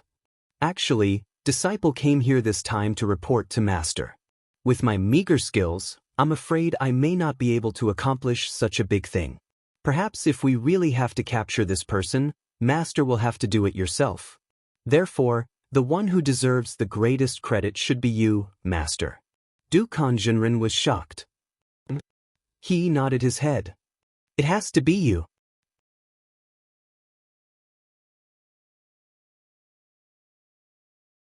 Chapter 214. There were only 2 days left until the night of the full moon. That morning, the sky was gloomy. Dark clouds gathered above the Kunlun mountain range, and soon, it began to rain. From a distance, The entire Kunlun mountain range was hidden in the gray rain, faintly discernible. The air in the mountain became humid, and transparent pearl-like water droplets dripped down from the eaves, forming a crystal-clear curtain of water. Under the eaves, the window was half open, and a gentle breeze blew past, carrying a layer of rain powder into the house, swirling and spreading, then dissipating in the warm air here. The faint fragrance of tea spread from a wisp of smoke curling up from the table in the house, refreshing the mind, as if one could already feel the sweetness before drinking it. There were two people at the table, a white-haired man and a woman, sitting opposite each other, sipping tea. Melaleuca japonica carried a small and exquisite teapot, pouring a cup of tea into the teacup of the person opposite her, then smiled and said, "This is the tea from your precious disciple's house. What do you think?" The man opposite her was naturally the one who had accepted Exin as his disciple, Dongfang Tao, who had recently broken through to become a Yuanying spiritual master. He picked up the teacup and smelled it, nodded slightly, then took a sip, exclaiming, "Good tea." Melaleuca japonica smiled and said, "Stop pretending, don't think that I don't know you didn't drink tea before, and now you know what good tea is? It's for the sake of your disciple, isn't it?" Dongfang Tao chuckled, put down the teacup, and looked at Melaleuca japonica and said, "I can't hide anything from you. But to be honest, I've been in seclusion these days, unable to take care of Exin, and it's all thanks to you taking care of her outside. Thank you very much." Melaleuca japonica waved her hand and said, "It's just a small matter, and speaking of it, I've also been negligent, causing that girl Exin to suffer so much. Even now, I still feel bad thinking about it." Dongfang Tao went silent for a moment before he shook his head and said, "That matter is already in the past, and it's not your fault. There's no need to bring it up again. Moreover, I heard a few days ago that He Gang suddenly died in Kunwa City. This can be considered as retribution for evil." Melaleuca japonica lightly nodded her head and said, "At least Exin is a broad-minded child. After suffering so much, if it was any other girl of her age, I'm afraid they wouldn't be able to bear it. However, she actually managed to pull through after the incident. Now, it looks like she has almost forgotten about those things. It's really rare." Dongfang Tao smiled faintly and said, "Just take it as a form of tempering for her temperament. As long as it's beneficial to her cultivation in the future, then it wouldn't have been in vain." Melaleuca japonica nodded in agreement. In the life of a cultivator, the most important thing was naturally the cultivation of one's own cultivation. What Dongfang Tao said was actually the common view of many cultivators. She picked up the teapot and once again added water boiled from the spiritual spring in the mountain. For a moment, a fragrant aroma filled the air. Coupled with the soft sound of rain outside and the sound of water dripping, the room seemed especially elegant. When Exen brings people over later, you should at least give her some face and be a bit more polite to that Su Qingjun, Melaleuca japonica said as she poured tea for Dongfang Tao. A hint of helplessness appeared on Dongfang Tao's face as he said, "That girl only knows how to make trouble for me all day long. The sect council meeting is in 2 days, and I've just ascended to Yuani.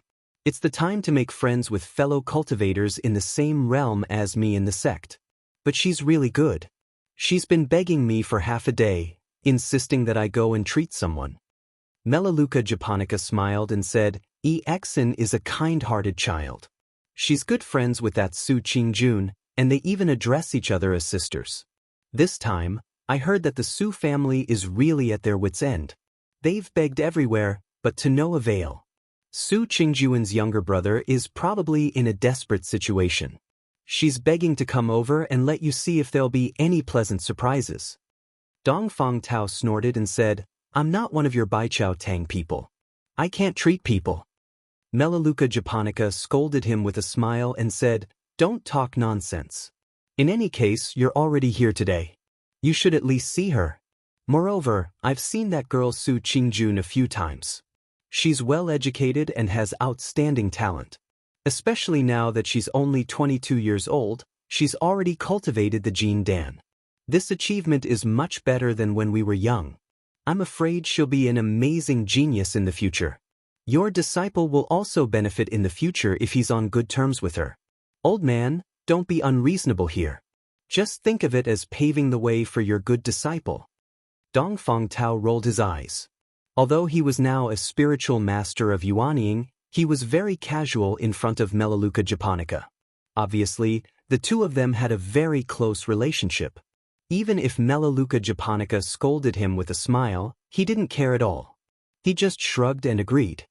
Halfway up the mountain, far away from the tea room, a group of people were walking over in the rain. The two people in front were young women holding umbrellas. They were Exian and Su Qingjun. Behind them, there were several servants carrying a sedan chair. The curtain of the sedan chair hung down, making it impossible to see the situation inside. However, one could vaguely see the figure of a man sitting inside. The rain floated down, hitting the cloth of the umbrella with a low sound. Sparkling and translucent water droplets continuously slid down from the umbrella. The woman under the umbrella stared ahead, looking at the misty mountain rain. White mist curled up among the green mountains and trees. The world was hazy. Her face was slightly pale, and there was a trace of tiredness between her eyebrows. When the breeze and drizzle brushed past her temples, it seemed to add a trace of sorrowful beauty. "Sister Su, don't worry too much." Exian's voice came from the side. Su Qingjun made a sound of agreement, smiled at her, and nodded. "This time, I really have to thank you, Sister Exian." Su Qingjun said, "If you hadn't begged, I'm afraid that Martial Uncle Dongfang might not have been willing to take the time to look at Sumo's situation. Ai, this is a small matter. Don't take it to heart." Exian shook her hand and said with a smile, "On the other hand, my master's temper is very difficult. I've already told him to go down the mountain to visit your Su family, but he refused to go and insisted on staying on this mountain. He even had to trouble you to bring people over. He's really pissed me off." It's fine. Su Qingjun hurriedly said, "As long as Martial Uncle Dongfang is willing to help take a look at Sumo, we should go up the mountain. There's no reason for him to move." "Sister, you can't say that." Exian pouted and complained. It seemed that she was still somewhat dissatisfied with her master. However, she quickly turned to something else and moved closer to Su Qingjun. She lowered her voice and said, "Sister Su, these troubles are actually nothing. It's fine as long as he can be cured. But I'm afraid that if—" Su Qingjun sighed, but her expression didn't change at all. She only smiled bitterly and said, "Sister, you should know about my current situation. I've invited quite a few seniors of the sect to take a look, but none of them can do anything. Today, I've asked to see Martial Uncle Dongfang, but it's actually a desperate attempt. I'm just holding on to a sliver of hope. If there's really no way to cure him, then it's Sumo's fate. I can't ask for anything more. Let him be." Exian nodded. There was a hint of sympathy in her eyes. She turned around and saw the shadow of a house in front of her. She hurriedly said, "It's right in front. We'll be there soon." Su Qingjun looked at the house that had appeared in front of her. The scene that she had seen that day when she and Lu Chen had gone to the martyr's grave together suddenly appeared before her eyes. In the dark and mysterious courtyard of the martyr's grave, Dongfang Tao and the corpse watcher had engaged in a short but intense battle. Sumo's mind had been damaged, sometimes good, sometimes bad. The root cause of everything had clearly started from that martyr's grave. However, due to the current situation, the Su family could not pursue the matter further. It was just that when she had searched everywhere for experts to treat her to no avail and everyone in the family had almost given up all hope, Su Qingjun thought of Dongfang Tao. Although she didn't know much about this newly ascended nascent soul Taoist master, from what she had seen that day, Dongfang Tao seemed to have some unknown relationship with that grave and that mysterious corpse watcher. Perhaps a miracle would happen if she came to his place? Su Qingjun did not know. She could only come here with this last bit of hope. At home, her father was haggard and her mother was sad. Right now, she could only rely on herself. However, at this time, she did not know why. In this clear and cold misty rain that was falling from the mountains, as she walked in the pitter-patter of rain with an umbrella, she suddenly thought of Lu Chen. That morning, he had still been by her side as they walked together to that dark martyr's grave. Now that she thought about it, although she was worried at that time, perhaps there was still some inadvertent warmth in her heart. Where is he now? The group walked out of the tea room. Exin and Su Qingjun closed their umbrellas and walked to the door. Exin knocked on the door. A moment later, a creaking sound was heard. The two doors opened by themselves. A voice came from inside the room. "Come in." The two walked in. The room was decorated simply and elegantly. In the middle of the room, there was a tea table. Two people were sitting there. It was Dongfang Tao and Melaleuca japonica. Su Qingjun bowed respectfully. Disciple Su Qingjun pays respect to Dongfang Shishu. Melaleuca japonica Shishu. Apologies for disturbing you today. Dongfang Tao did not say anything. Melaleuca japonica smiled and said, "Get up. We are all so familiar with each other. There is no need to be so polite. Come and sit." Exin, who was at the side, had already run over to Dongfang Tao's side. She grabbed one of his hands and said coquettishly, "Master, don't forget what you promised me. You must take a good look at Sister Su." All right, I know. Dongfang Tao was obviously very fond of Exin. He shook his head helplessly. Then he looked at Su Qingjun. He looked her up and down. He smiled and said, "You are Su Qingjun. I have long heard that senior brother Mahara has accepted a good disciple. Seeing you today, you really live up to your reputation. You are really a talented genius." Su Qingjun blushed. She bowed her head and said, "Shishu is too kind." Dongfang Tao smiled gently at Su Qingjun. "Exin has already told me everything. Don't worry. I will naturally do my best to help you take a look at your brother. Get someone to bring him in." Su Qingjun's face lit up. She said gratefully, "Thank you, Shishu."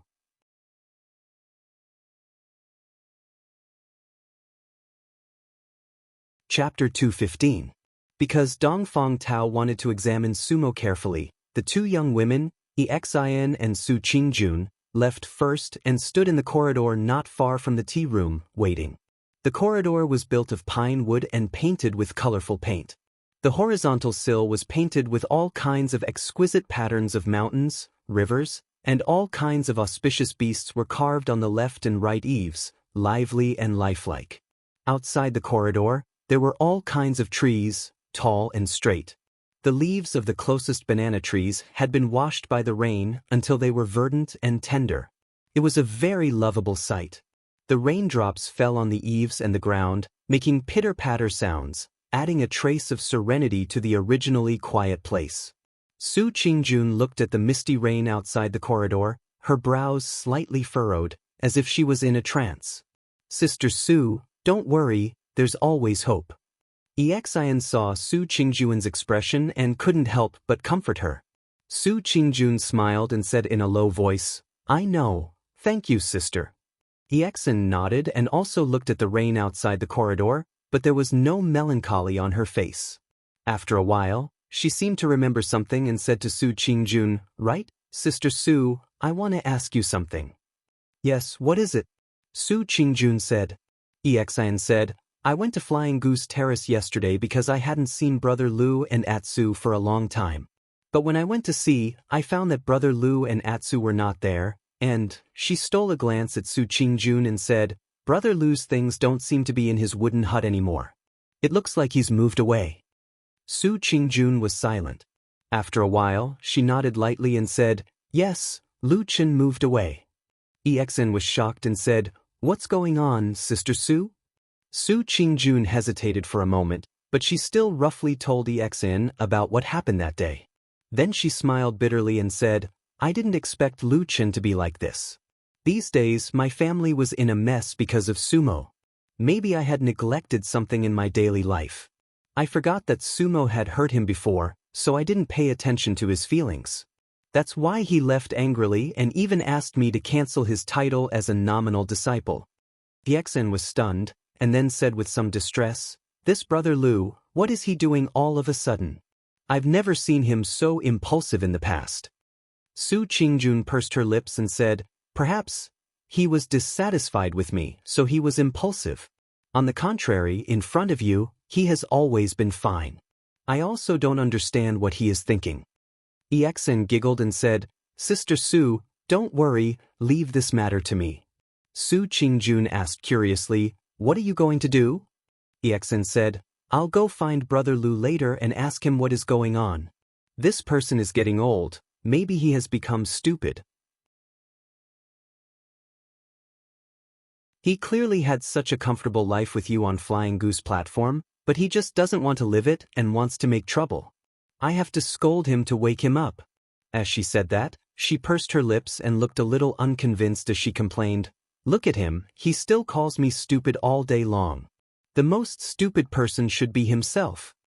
Although Su Qingjun was worried about Sumo's injury at the moment and was not in a good mood, she looked at EXN and could not help but laugh. She shook her head and said with a smile, You too, why do you always say others are stupid? Moreover, Lu Qin is not even 30 this year. How can he be considered old like you said? Those who don't know would think that he is now 70 or 80 years old. EXN snorted and said, I think Brother Lu's tone and the way he talks are really like an old man. In short, when things are done here, I will go find him and help you scold him. Su Qingjun shook her head and wanted to dissuade her, but she thought to herself, what do you mean by going to force that person to stay or persuade him to come back? However, when the words were on the tip of her tongue, her heart suddenly softened. She wanted to say something but stopped herself. In the end, she laughed bitterly and thought to herself, Go ahead, I still have a lot of things to do here. I can't care so much. If EXN wants to say it, then say it. Who cares if you want to come back or not? At this time, Dongfang Tao's slightly bewildered voice suddenly rang out in the originally quiet tea room, as if he had discovered something shocking. Su Qingjun and EXN were both shocked. After looking at each other, they hurriedly ran to the tea room and pushed the door open. In the tea room, they saw that Sumo had been placed on a recliner to the side. Her face was pale and her eyes were tightly shut, as if she had already fainted. Dongfang Tao stood beside him with a rather ugly expression on his face. Without waiting for Su Qingjun to speak, EXN had already rushed to ask, Master, did you discover something? Dongfang Tao's expression was dark as he said coldly, It's the mind-altering technique. Su Qingjun was shocked at first, then overjoyed. Although many of the seniors of the sect who had seen Sumo in the past could tell that Sumo's mind had been damaged, they could not tell what method it was. Only today, when Dongfang Tao examined her, was able to directly tell what technique Sumo had endured. This had never happened before. At this moment, Su Qingjun's originally somewhat despaired mood seemed to suddenly see a glimmer of light in the darkness. She could not help but become excited. On the side, EXN asked in confusion, the mind-altering technique? What is that? Dongfang Tao frowned and ignored his disciple. After thinking for a moment, he turned to face Su Qingjun. A trace of anticipation appeared on Su Qingjun's face as she nervously looked at spiritual Master Yuanying. Uncle Master Dongfang, can Sumo still be saved? Dongfang Tao hesitated for a moment, then said in a low voice, Your brother has been inflicted with an extremely overbearing mind-altering technique. Because his cultivation is too low, the overbearing spiritual energy rushed into his brain and damaged his mind. Su Qingjun secretly clenched her fists. Uncle Master Dongfang, please save him. Dongfang Tao was silent for a moment, then said, I can see the cause of his illness, but I cannot cure the mind-altering technique. However, I know who can, but that person's temper is strange, I'm afraid. Su Qingjun bowed down, Uncle Master, please save my brother. No matter the price, the Su family will do our best. Dongfang Tao frowned and paced back and forth in the room. After a moment, he looked at EXN with a deep gaze. EXN was puzzled by her master's gaze and asked in surprise, Master, why are you looking at me? Quickly help Sister Su. Dongfang Tao smiled bitterly, shook his head and sighed, then said to Su Qingjun, Fine, I'll give up my old face and help you. If I'm lucky, I might be able to get an antidote for you. Su Qingjun's face was filled with gratitude and joy as she nodded repeatedly, Thank you, Uncle Master. Dongfang Tao took a deep breath, then walked towards the door of the tea room with his hands behind his back. Melaleuca japonica looked at him with some concern, walked over and whispered, "Are you all right?" "I'm fine, at most we'll fight again," Dongfang Tao said lightly. "Anyway, I'm Yuanying now, he can't beat me." Exen was a warm-hearted and good girl who kept her word. After Dongfang Tao had left, she waited idly, and since she had nothing to do, she left the tea room and descended the mountain to look for Lu Qin. However, Lu Qin had now left Flying Goose Terrace. According to Su Qingjun, when he left that day, he only said that they were no longer master and disciple, but did not mention a word about his future plans. Therefore, Su Qingjun herself did not know where Lu Qin had gone. In this huge Kunlun mountain, there were almost 100,000 odd-job disciples. If she really wanted to look for them one by one, it would be like looking for a needle in a haystack. However, of course, Exian was not such a stupid girl. People who usually said that she was stupid were slandering her, such as that old man called Lu Qin. Exen scolded Lu Qin in her heart to vent her anger, then quickly thought of a way. Based on her understanding of Lu Qin, if she wanted to find Lu Qin now, other than Flying Goose Terrace, there were a few other places. She went to Flowing Fragrance Garden, but unfortunately, there was no harvest. She went to Stone Mountain, but also did not see him. Exen ran to the mountain gate, ran to the mountain pavilion where she first met Lu Qin on Kunlun Mountain, and also did not see his shadow. This man seemed to suddenly disappear from the Kunlun party. No one noticed, and no one knew. Where did he go? Later, Exen suddenly thought that no matter what, even if this person left Flying Goose Terrace, he would still have to find a place to live in the Kunlun Mountain. Therefore, she quickly thought of the house that Lu Qin used to live in. She ran over excitedly, but saw that the door of Lu Qin's old house was guarded by an iron general, and it was covered with dust. Obviously, no one lived here. Turning around the back of the house, she could actually see a small dog hole. A long time ago, Black Dog came in and out of this place. Exian was a little discouraged. For the first time, she felt that this brother Lu seemed to be hiding in a secret place, and she could not find him. When she thought of how she had boasted in front of Su Qingjuan's sister Su, Exen felt a little embarrassed, but there was nothing she could do. She just sighed, turned around, and left. This place was the residential area of the part-time disciples, and many houses were occupied. They used to be Lu Qin's neighbors. But now it was daytime, and most of the people had already left to work. There were not many people left, and there were only a few lonely houses. As she was walking, Exen suddenly stopped. She saw a strange-looking house in the distance. Compared to the surrounding houses, that house looked especially cold and dilapidated. Exen suddenly felt that it was a little familiar, and walked in the direction of that house for a distance. When she got closer, she suddenly remembered that this house used to belong to He Changsheng. Later, after the vicious devil cult spies killed He Changsheng, this house was abandoned here for some reason. She was looking at the house in a daze. Suddenly, a hand stretched out from behind her and gently patted her shoulder. Exen was startled and jumped up in fright, shouting loudly, "Who? Who is it?"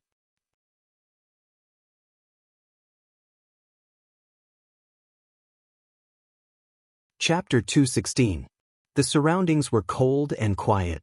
Anyone would be scared to death if they were suddenly patted on the back like this. Exian's heart was in her throat. She turned around and saw a person standing behind her. It was Lu Qin, whom she had been looking for a long time. "Ah, it's you, Brother Lu?" Exian called out subconsciously. Lu Qin smiled and said, "Isn't it me? What about you? What are you doing here?" He looked around, and his eyes stopped for a moment on the abandoned house where the dead person used to live. He said to Exen, "No one usually comes here. I heard that after the person died, the house is often haunted in the middle of the night." Exian's body trembled again, and even her face turned pale. But she soon found that Lu Qin was smiling. She immediately reacted and became angry. She hit his arm hard and said angrily, "You scared me again." Lu Qin laughed. For some reason, looking at Exen made him feel better. He smiled and said, "I heard it, but I haven't seen it." "Oh, you haven't told me why you are here." "To look for you." Exian glared at him. She gnashed her teeth in hatred and said, "Do you know how many places I've been looking for you today? Let's not talk about the Flying Goose Terrace. I've gone to the Fragrance Garden and Rock Mountain one by one, but I didn't see your shadow." Lu Chen was startled. He stopped smiling and said with some surprise, "So urgent? Why are you looking for me?" "Yes, I have something," EXN said. "I heard that you and Sister Sue had a falling out. Not only did you leave with your bag, but you also asked Sister Sue to cancel the nominal master-disciple relationship?" Lu Chen nodded and said, "That's true." EXN stamped her feet and said, "I say, why are you so stupid? Do you know what kind of person Sister Sue is now? In the whole Kunlun Mountain, there are at least 99,900 odd-job disciples who are crying and begging to be her disciple. But you ran away by yourself?" Lu Chen smiled and said, "Did Su Qingjun ask you to come see me?" "Bah, in your dreams." The EXN looked at his disappointed face and said angrily, "Of course it's impossible. Sister Sue is now the youngest Jin Dan friar in the Kunlun party. She has a bright future and is even likely to become Yuaning Jinren. Do you think she will really value an ordinary disciple like you?" Lu Chen said, "Oh." EXIN patted her forehead. It seemed that she was completely speechless because of Lu Chen's fearless look. After a while, she said, "Brother Lu, listen to my advice. Go back and apologize to Sister Sue. A man should know when to yield and when to stand tall. What's there to be afraid of? Moreover, I can see that Big Sister Sue has good intentions towards you. As long as you give in a little and I help you put in a few good words, you will definitely be able to make her retract her order." As she said that, she rolled her eyes again and suddenly laughed. She pulled Lu Chen and whispered, "Brother Lu, why don't you pretend again and say that you have encountered some tragic and sad thing, and shed some tears? I guarantee that Sister Sue will definitely not be able to bear it and will definitely take you back." "Nonsense." Lu Chen said seriously, "A man should bleed but not shed tears. You actually want me to cry?" "Oh, I said it's just an act." EXN glared at Lu Chen, then encouraged him with a grin. Go. You can't go wrong listening to me. I'm doing this for your own good. Otherwise, when you get older in the future, without a backer or something, it will be difficult to survive in this mountain. I tell you." Lu Chen looked at EXIN's face and his eyes gradually became warm. He smiled and said, "You actually think so far?" EXN grumpily said, "Everyone would think like that, okay? I say you are a little strange recently. I always feel that you are becoming more and more stupid. Maybe it's because you are getting older." Lu Chen laughed and looked at her, shaking his head and said, "If that's the case, then when I am old in the future, I will look for you to be my backer and let you raise me. Is that okay?" EXN was stunned and said in surprise, "Me?" Lu Chen nodded and said, "Yes, aren't you also a disciple of Yuaning Jinren? In the future, you will definitely not be bad. Is that okay?" This EXIN seemed to have never thought about this problem. She thought for a while and said with some distress, If you put it like that, it seems that it is okay. But Sister Sue's talent and future is much better than mine. To be honest, you should still follow her to have a future.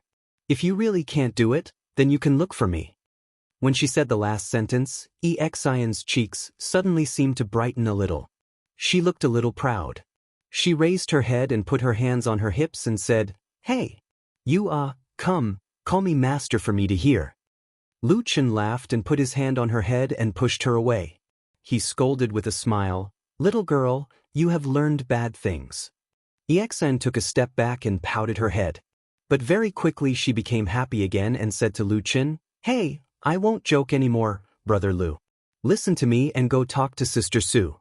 This will really benefit your status as an odd-job disciple." Lu Chen thought for a while and looked at EXIN's eyes that were full of expectation. He smiled and nodded, "All right, I will listen to you. But these 2 days are the sect council meeting. The mountain is busy. She is Jean Dan Friar, so she will probably be busy too.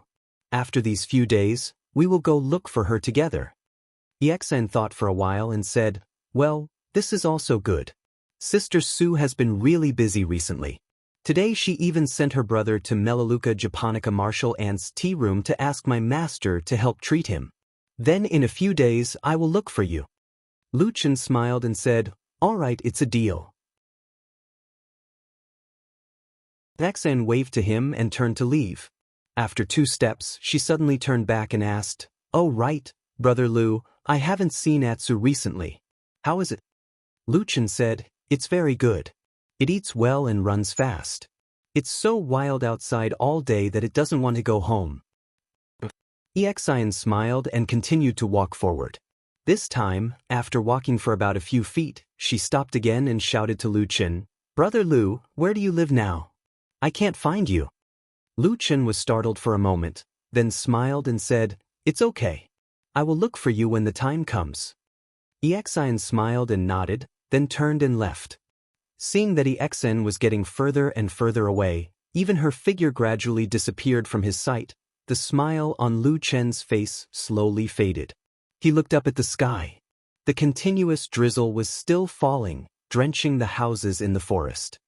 He turned around and quietly looked at the abandoned wooden house. Then he walked forward, turned a corner in the middle, and walked into the very wide forest in the distance. Like in the past, the forest was very quiet, but this time there was a little more sound of rain beating on the leaves than usual. Walking into the forest, the rain suddenly became less heavy, but the air in the forest was very humid. It seemed that everywhere was wet, and the rain kept dripping from the branches and leaves in the high places. Lu Chen was like a ghost, moving silently in the forest. Even if he occasionally passed by the wet ground, he didn't know what method he used, but he didn't leave any footprints. He didn't know how long he walked, but he finally saw the big rock in the depths of the forest, as well as the big tree that was different from the surrounding trees. The forest was abnormally quiet, and the wet rain fell. Not only did the birds and beasts stay away, it seemed that even the insects were silent. Lu Chen's eyes slowly brightened. His gaze swept across the surrounding ground, looking at every tree, and even every piece of gravel and weed, not sparing a single strand of grass. After a while, he walked over to the big tree and stood next to the big rock. Rain dripped from the top of his head, falling on the top of his head and flowing down his cheeks, but he didn't seem to care at all. His gaze became brighter and sharper, even faintly fierce. He looked everywhere and finally lowered his head, looking at his feet. The ground was black, wet, and dirty soil, and a thick layer of withered leaves had fallen on it. Who knew how many years had passed, day after day, year after year, piling up here? Many of the withered leaves seemed to have rotted, their scorched and withered color similar to the color of the soil. Perhaps after a while, these rotten leaves would also become a part of the soil. Lu Chen stared at the black soil and withered leaves at his feet, thinking silently for a long time. Then he suddenly raised his head and took a deep breath.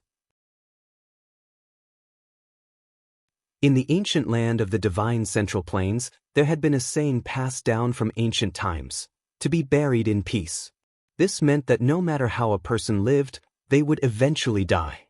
Only after death could they be buried in the ground, in the boundless ancient soil, would the dead feel at ease, and would find the best place to return to in this life. No one had ever thought about what it was like to be buried in the soil, because only the dead would lie deep underground, covered by the soil. Lu Chen wasn't a dead person, but on this day he was lying in the black soil of this place. In a very strange way, he was like a cold snake hiding in the shadows. The damp, black, dirty soil was mixed with rotten leaves, and there were even all sorts of unimaginable insects, as well as a nauseating stench. This was not a place an ordinary person could stay in. However, Lu Chen was like a dead man as he stopped under the dark soil. The black soil and thick, withered leaves completely covered his body. After the rain fell from the sky for a night, there was no longer any trace of his existence in the forest. There was only an extremely thin, hollow twig stuck into the soil amidst the withered leaves. It stood unremarkable, and after a long time, it would tremble slightly. The rain continued for an entire night.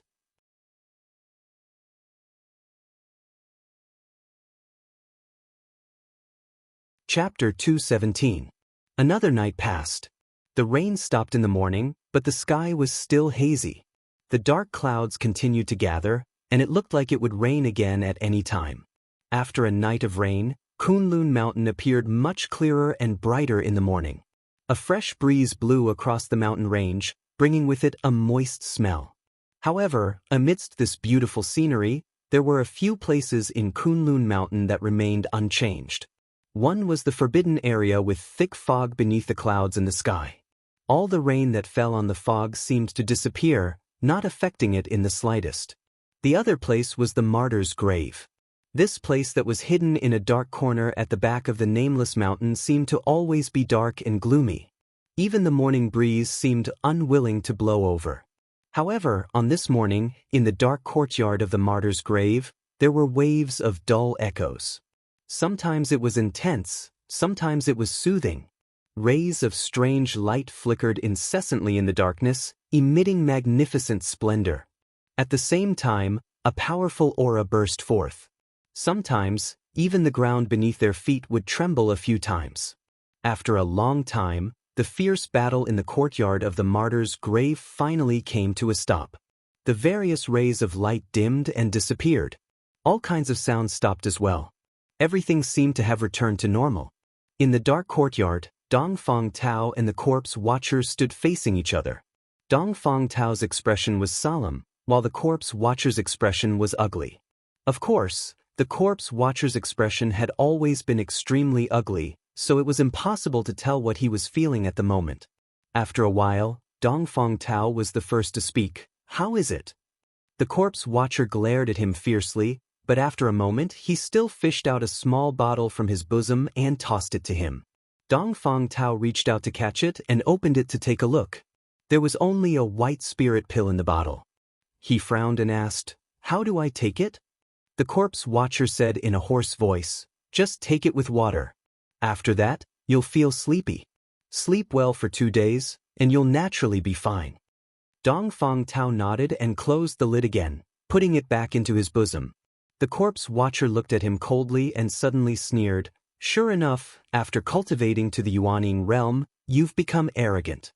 You actually dare to take the initiative to fight?" Dongfang Tao shook his head and said, "Firstly, I'm not here to fight. I'm here to ask for the antidote.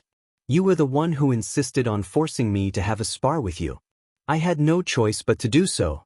Secondly, does winning against you make me arrogant? I don't quite understand what you mean."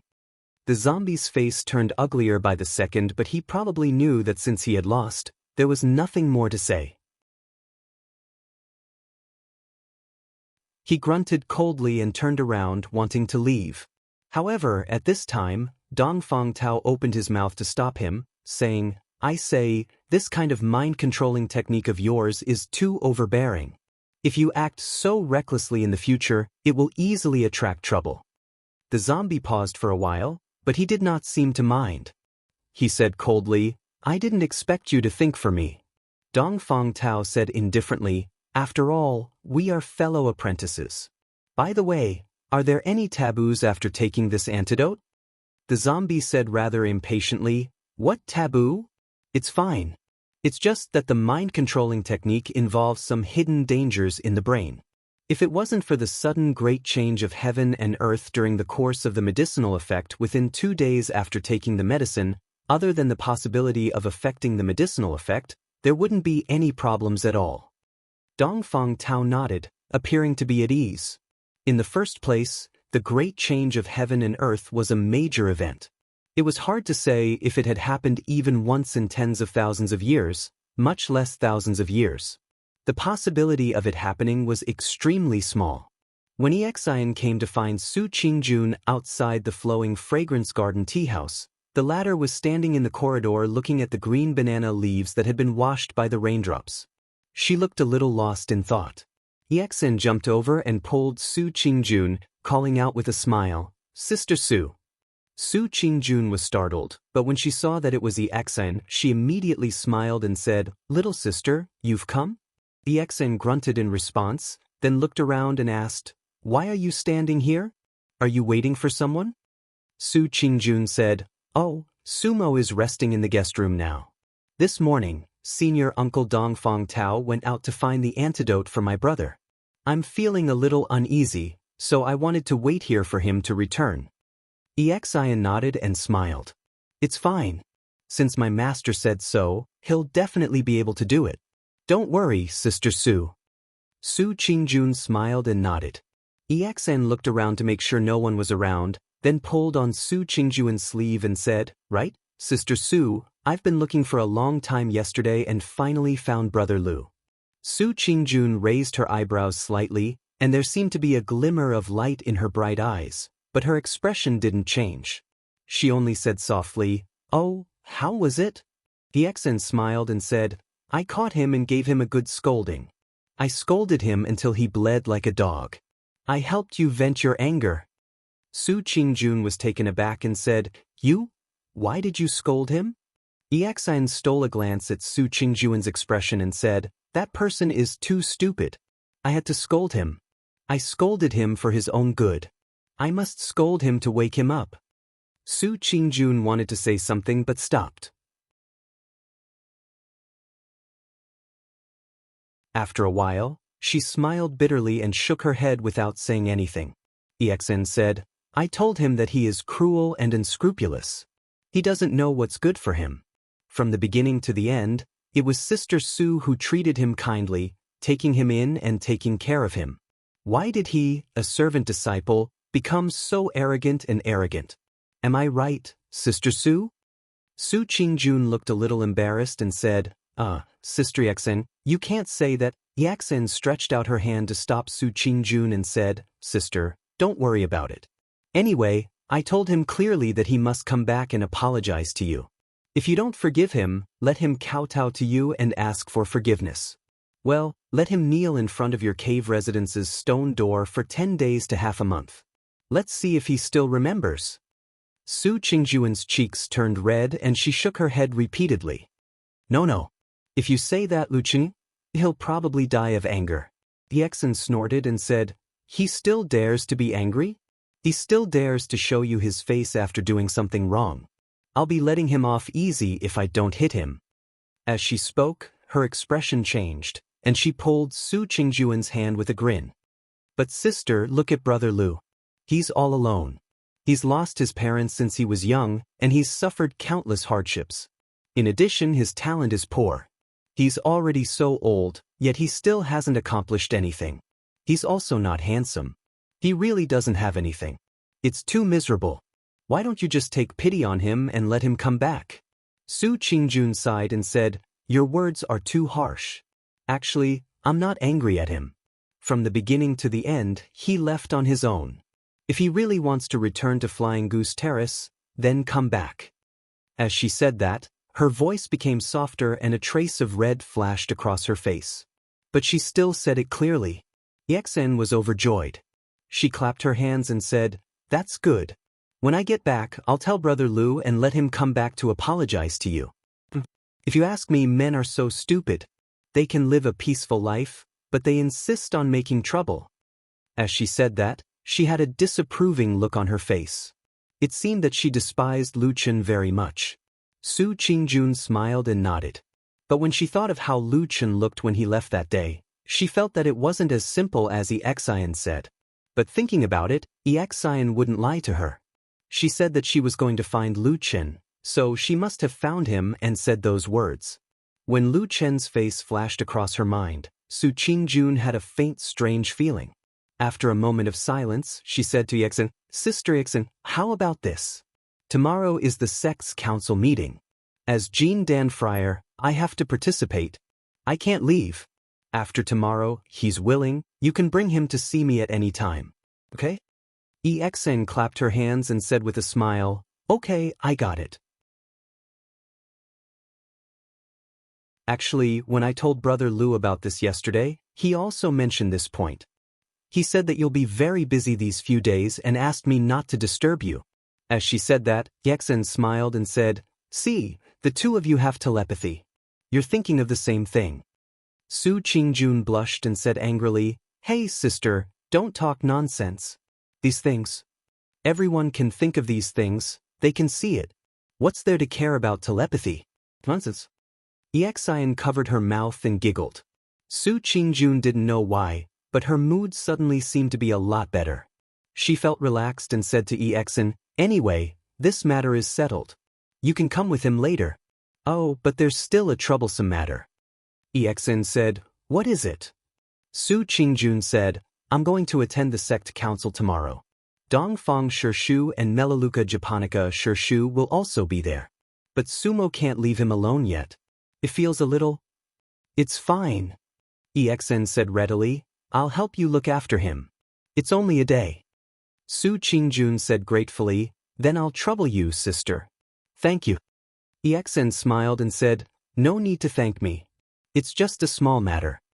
As she said, she moved closer and put her face on Su Qingjun's fair and tender cheek. She said softly with a smile, "As long as you promise to let Brother Lu come back, it'll be fine." Su Qingjun patted EXIN's forehead and scolded with a smile, "You little girl, I'm also curious. You don't seem to care about other people like this. Why are you only so concerned about Lu Qin? Don't tell me you've fallen in love with him?" EXN was stunned, then her cheeks turned red. She stamped her feet and said, "Sister Su, what nonsense are you talking about? I only help Brother Lu because he's pitiful. Who would like him?" As she spoke, she muttered to herself, "He has no money, no power, and is in dire straits. His talent is poor, and he's not even handsome. If I were blind, would I fall for him?" Su Qingjun laughed for a moment and didn't care. Hearing footsteps at the door, it seemed that Dongfang Tao had returned. She hurriedly called EXIN and rushed to the door. In the corridor, EXIN didn't immediately follow. She frowned slightly and looked at the banana leaves outside the corridor. Suddenly, she was lost in thought. After a while, she suddenly shook her head, pouted and said angrily, "Who would like him, humph?"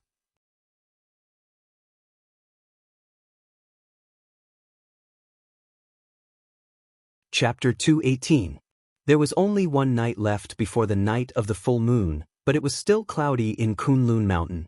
After the sky darkened, it began to rain again. This rain seemed to be heavier than yesterday. It was mixed with the cold wind blowing from the north, and there was a chill that seeped into one's skin. The world seemed to be filled with a cold and murderous aura. In the cold wind and rain, the forest seemed to be shivering in the dark night. In the forest, a black shadow walked out from a dark corner. A little fire burned in its eyes. It was Atsu. At this moment, for some reason, the black dog's body had swelled to more than double its usual size.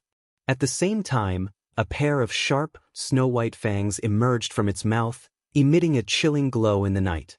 There was dark red blood dripping from its lips and teeth. Behind it, one could vaguely see a dead monster on the ground. Its blood was washed by the rain and flowed to the ground. Atsu's footsteps were also a little unstable. It seemed that the battle just now was not easy for it. There was blood dripping from its body, mixed with the rain and dyed its fur red. Half of the blood was from the dead monster, and the other half flowed from the wounds on Atsu's body. In the cold night, the blood flowed, but it gradually emitted a mysterious aura. It was ferocious and powerful, but it also seemed to have a slightly tempting fragrance. It was like the sacrificial offerings on the ancient demonic god's altar.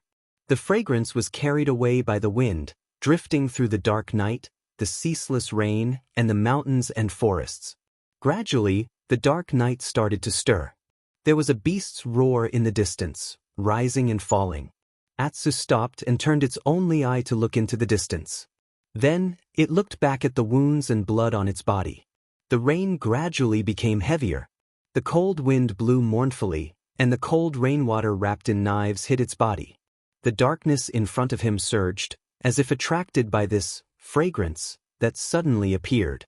In this vast night, countless terrifying and ferocious auras suddenly approached this nameless forest.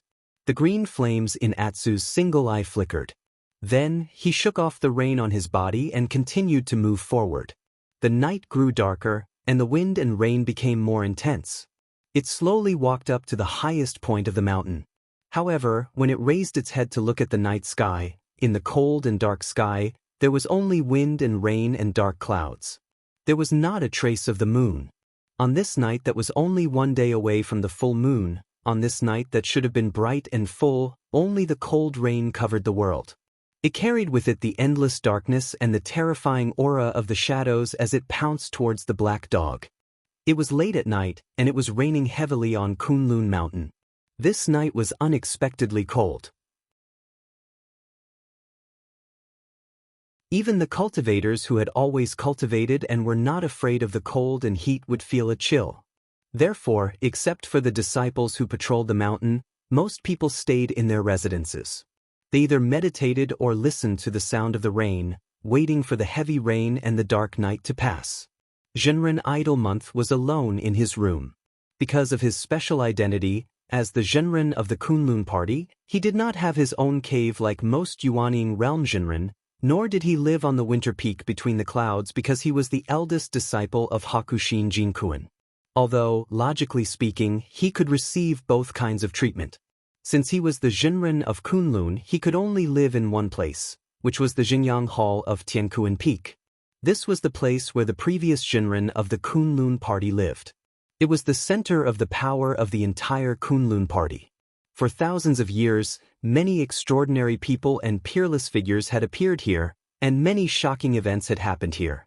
However, as time passed, geniuses came and went, but only the silent mountain peak and the towering hall had always stood here, never changing. In the dead of the night, Zhenren Idle Month had no intention of sleeping. He lit a candle and closed the door and windows. When the wind and rain outside blew against the closed window, he was in front of the bronze mirror in the room, wearing a solemn dress that only the Zhenren of Kunlun could wear. This dress was solemn, elegant, and beautiful. Under normal circumstances, there was no opportunity to wear it, unless there was a special festival or a major event. Only then would the Zhenren of Kunlun wear this dress. Over the years, the Kunlun party had been peaceful, so Zhenren Idle Month only had one opportunity to wear it a year. It was tomorrow. His hand gently stroked the solemn and dignified gown, and a trace of complacency and pride appeared on his face. In this life, although there were twists and turns and pain on the road of cultivation, in general, it could be considered to be very smooth. The achievements he had achieved at this age had far exceeded most people in this world. He could indeed be proud. However, in front of him, there was still a long road ahead of him on that seemingly endless path from the ancient times to the present. However, Taoist Master Idle Moon felt that he could already see his master's tall and broad back. Perhaps one day he would truly be able to catch up to him. At that time, what would it feel like? Zhenren Idle Month smiled and looked at his majestic self in the bronze mirror. The Heavenly Soldier Hall was one of the most important and powerful halls in the Kunlun party. The head, Dukan Zhenren, was also highly respected in the sect and had an illustrious reputation. On this night, Dukan Zhenren stayed in his cave residence. Similar to Zhenren Idle Month on Tiankuan Peak, Dukan Zhenren was also in a good mood. He had supported the head of the sect, Immortal Idle Moon, for many years. In these years, although the Kunlun sect was peaceful to the outside world, there were always some fights at the level of Immortal of Yuanying stage that would not be seen by others. Some people did not like Zhenren Idle Month and did not want Zhenren Idle Month to take the position of the Zhenren sect master. But Zhenren Idle Month himself was very outstanding. Not to mention, he had a true monarch master who was second to none in terms of cultivation and reputation. Therefore, from the beginning, Dukan Zhenren firmly stood on the side of Zhenren Idle Month. He was his pawn, his left and right hand, waving the flag and shouting for Zhenren Idle Month. Finally, he obtained the trust of Zhenren Idle Month and the true monarch behind him. This trust quickly gave Dukan Zhenren a huge return. It made him and his Heavenly Soldier Hall famous in the sect. They also obtained more and more cultivation resources. There was nothing better than this. Dukan Zhenren was very satisfied with the choice he had made for so many years. He had never wavered in the slightest. Watching the night pass, he would still stand beside Zhenren Idle Month at the sect council meeting tomorrow, waving the flag and shouting for him. Of course, before that he would go with his favorite disciple, Hei, to catch that hateful traitor of the devil cult. Dukan Zhenren closed his eyes with a smile and began to meditate. At the same time, in a place not far from his cave, he, who was also from the Heavenly Soldier Hall, was also awake. He quietly stood under the eaves, watching the rain falling from the cold and dark night sky. In front of his eyes, the rain dripped down from the eaves, rustling into his ears, turning into thousands of crystal-clear water droplets floating in the wind. Finally, they fell on the bluestone floor on the ground and quietly burst into pieces. In the darkness, the water droplets turned into powder and flowed into the depths of the distant darkness. His face was a little pale, probably because of the chill brought by the cold wind. The powder of the rain fell on his face, but he did not move an inch. He stared into the distance of the night, his mouth moved a few times, as if he was whispering to someone. That night, Su Qingjun stayed in the guest room of the flowing fragrance garden. Dongfang Tao kept his promise and brought her the antidote that was said to be able to cure Sumo. After taking the antidote, Sumo immediately fell into a deep sleep and did not wake up. According to Dongfang Tao, this was a normal situation. Usually, one would sleep for at least 2 or 3 days. At the same time, he told Su Qingjun some things that needed to be paid attention to and taboo things. Su Qingjun was naturally very grateful for this. Since Sumo was unconscious and injured, it was inconvenient for him to move around, so she stayed here to take care of him. Her family in Kunwa City also sent people back with the news, so it was easy to imagine how happy her parents were. She walked to the bed and looked at Sumo. She saw that he was sleeping very quietly, even a bit like a child. She suddenly became somewhat absent-minded. She suddenly remembered the appearance of her younger brother when he was born many years ago, as well as the many cute moments when he slowly grew up. Her eyes gradually softened, and she gently pulled the blanket over Su-mo a little tighter. She thought to herself that after this incident, she would take some time to properly teach Su-mo a lesson. He had been so cute since he was young, and his nature was not bad. A gust of cold wind suddenly blew open the window and extinguished the candles in the room. Su Qingjun walked over and closed the window again. Before completely closing the window, she glanced at the dark night outside. She suddenly thought, on such a rainy night, where is that person now, and what is he doing? In a dark and quiet forest, the damp rainwater continuously poured into the soil, mixed with the smell of decay, giving people a creepy feeling. A poisonous snake slowly crawled out of the grass, bending its body as it crawled forward. However, when it was about to reach the ground covered with rotten leaves, the snake suddenly stopped. It raised its triangular head and hissed its tongue at the front. A gloomy light flashed in its ice-cold vertical pupils. After a moment, the snake suddenly changed direction and crawled to the side. And on the quiet soil under the rotten leaves, a small hollow branch slightly trembled, then became quiet again, hiding in the darkness, quietly waiting. It was the coming dawn.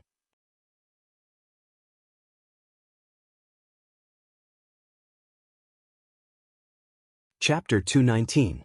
On the day of the full moon, the sky brightened very late. It was probably because there were still thick dark clouds in the sky that had yet to disperse, and even the sun had yet to be seen. However, in the early morning, the rain that had been raining for an entire night gradually stopped, as if to give the world some time to breathe. Even the cold wind had disappeared. As the sky slowly brightened, the Kunlun mountain that had been immersed in the miserable wind and rain for an entire night seemed to slowly come back to life, and gradually became lively. The people in the mountain each did their own thing. After that, some of the Kunlun cultivators with higher status walked towards the direction of Tianquan Peak from all directions one after another. The annual sect council of the Kunlun party lasted for a day, and could basically be divided into 2 sessions, one big and one small. The big session started in the day, and was the grandest. The participants were almost all the elites of the Kunlun party, all the cultivators above the Jindan realm, and a small number of the most outstanding genius disciples in the foundational realm would participate. On the other hand, the small session was much smaller. It was held at night, and the participants were only the 10 or so Jinren of the Yuanying realm. Although there was a huge difference in the size of the big session and the small session, in terms of importance, it was actually the small session at night, where the discussion at the level of the Yuanying Jinren seemed to be more important. Perhaps because of this, during the big session during the day, there were not many Yuanying Jinren of the Yuanying Jinren who came to Tianquan Peak's Xingyang Hall.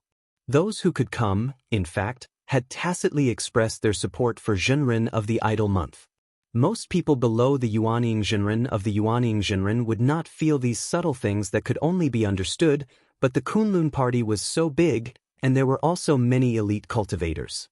There were always some smart people who had sharp ears and eyes, and were experienced in the ways of the world, and could see some things.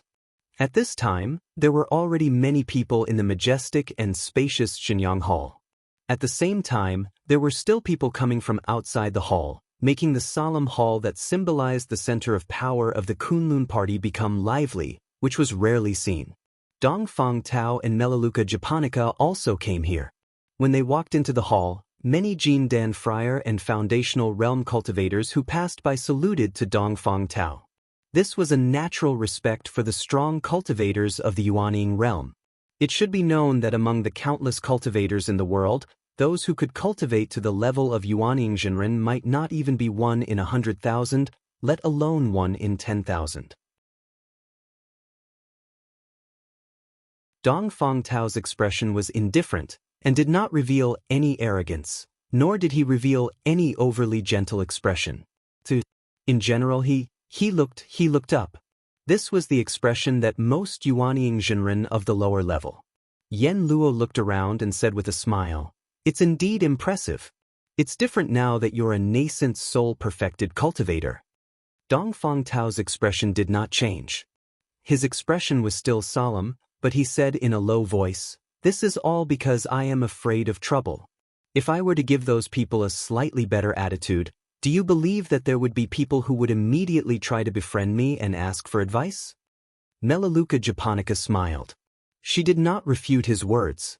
She probably knew what was going on in her heart. However, since this matter did not concern her, she could not be bothered to care. She only smiled and said, "In any case, it has nothing to do with me. I will follow you. This year, I will be able to get a good seat." Dongfang Tao smiled. His gaze turned and saw that most of the people were standing in the center of Xingyang Hall. However, the special small tables at the side of the hall were mostly empty. At a glance, there were only 2 or 3 people. As if sensing Dongfang Tao's gaze, those people also turned their heads and looked over. Both parties' gazes met in midair, after which they politely nodded to each other in greeting, and then turned their gazes away. Melaleuca Japonica's voice came from the side. This time, she also lowered her voice and said softly, "Not many people came." At this time, there were already many people standing in Xingyang Hall. Furthermore, there were still people coming in from outside the door. It showed that the Kunlun party was thriving. Of course, it could not be that not many people came. However, Dongfang Tao's expression did not change. He said, "It is still early. There should be more people by afternoon."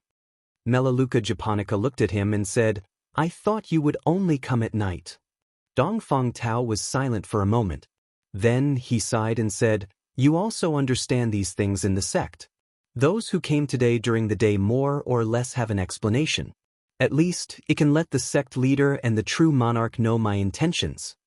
Melaleuca Japonica nodded and said, "You are right. It is just that I really thought that after you cultivated Yuanying, you would be as honest as before and not stand out to express your stance." Dongfang Tao shook his head. A bitter smile flitted across the corner of his mouth. He said, "It is not that I did not think that way. But when I really reached my current position, only then did I realize that there are also difficulties. The number of Yuanying Zhenrens is too few." As he said this, Dongfang Tao looked at the empty tables at the side and said softly, "In the past, I could hide and fight because there were many Jin Dan Friar Zhenrens. But there are only a dozen or so Yuanying Zhenrens. It is clear who is right and who is wrong. Everyone is staring at you. You have no choice but to express your stance." Melaleuca Japonica sighed and said, "So, you chose the sect leader's side?" Dongfang Tao said, "If I don't choose Senior Brother Idle Month's side, what else can I choose? Am I really going to rely on Senior Brother Qiandeng and Mingzhu from Baichao Tang's side? The sect leader's faction is now the strongest in our sect. Senior Brother Idle Month also has Hakushin Jinkuin backing him. Who can compete with him? Since I don't have any backing, if I want to find one, of course, I have to find the thickest thigh to cling to." Melaleuca japonica shrugged and said, "You are right. If it were me, I would probably choose the same." Dongfang Tao smiled and glanced at the high and mighty main seat in the hall in the distance. He said, "Just watch. There will definitely be a lot of Yuanying Zenrins coming today. I heard that Uncle Master Bai Chun might be coming today." Yen Luo was taken aback. She said in a low voice, "Didn't he say that he was going to cultivate in peace last year and would no longer participate in the sect review meeting?" Dongfang Tao smiled without saying a word. Melaleuca japonica quickly reacted and shook her head with a wry smile. Then, as if she suddenly thought of something, she said to Dongfang Tao, "But I haven't seen that person from the Heavenly Soldier Hall today. That's a little strange." Dongfang Tao thought for a moment and nodded. "Well, now that you mention it, I also feel it. Senior Brother Dukong has always been a strong supporter of Senior Brother Idol Month. He has always been the first to come in the past. I didn't expect him to be late today. But he will definitely come. It's probably because something urgent happened at the Heavenly Soldier Hall." Melaleuca japonica grunted in acknowledgement. Clearly, she didn't pay much attention to the matter. Instead, her eyes suddenly lit up. She saw a beautiful and outstanding woman walking in from the entrance of Xingyang Hall. It was Su Qingjun. From afar, Su Qingjun seemed to see them. She immediately smiled, waved at the two, and bowed slightly. Dongfang Tao and Melaleuca japonica both smiled and nodded. Melaleuca japonica said with some emotion, "This young lady is really not bad. It would be great if I could accept such a disciple in the future." Dongfang Tao chuckled and didn't say anything. In the Heavenly Soldier Hall, Dukan Jinren was dressed neatly. He looked radiant and in high spirits. His bearing was very dignified and awe-inspiring. As for he accompanied him all the way out. According to the results of yesterday's discussion, after Dukan Jinren left the Heavenly Soldier Hall, he did not immediately head to Tian Kuan Peak Xingyang Hall. Instead, he turned and walked towards the direction of the house where He Changxing died. Anyway, although the big meeting during the day was very grand and enthusiastic, the importance was not as important as the small meeting at night. What was more important was that there was a chance to catch the evil faction spy, which was a great merit. Dukan Jinren could even imagine, when he caught the evil faction spy and threw him in front of sect head Senior Brother, Idol Month Senior Brother would be surprised and pleasantly surprised. And from this, there was no need to say how highly Idol Month Senior Brother would regard him. The person that others couldn't catch, Dukan Jinren had done it and caught him. Wasn't this enough to explain the problem? Dukan Jinren was in a good mood and his footsteps were not slow. And he had been following his master all the way to that abandoned house. Then according to the clues left behind, the meeting place with the evil faction spy should be in the nearby vast mountain forest. At this time, the surroundings were very quiet, there was no one walking around. There were quite a number of odd job disciples living in this place, but they had nothing to do with the grand sect meeting that was currently being held. In fact, most of the odd job disciples had gone to work as usual. Dukan Jinren didn't mind at all and soon strode towards that stretch of forest.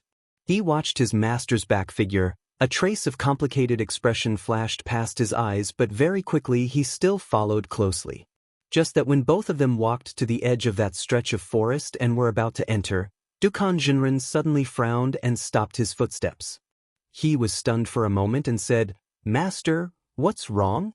Dukan Jinren muttered to himself, I suddenly thought of something. This evil faction spy matter is not a small matter. By right, before I make a move, I still have to inform sect head Senior Brother, at least after a discussion, get his permission before making a move." Speaking, Dukan Jinren turned around and looked like he was about to leave. He was taken aback and hurriedly stopped him, said, "Master, where are you going?"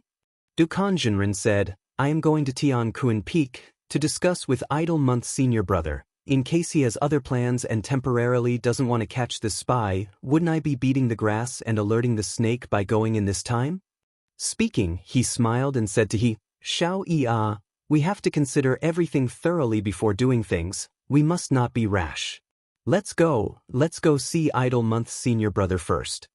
He was stunned when he saw Dukan Jinren turned and walked away. His face suddenly turned pale, even a layer of cold sweat faintly appeared on his forehead.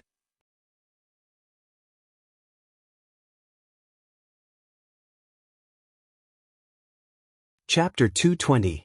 Teacher, hold on. He suddenly called out.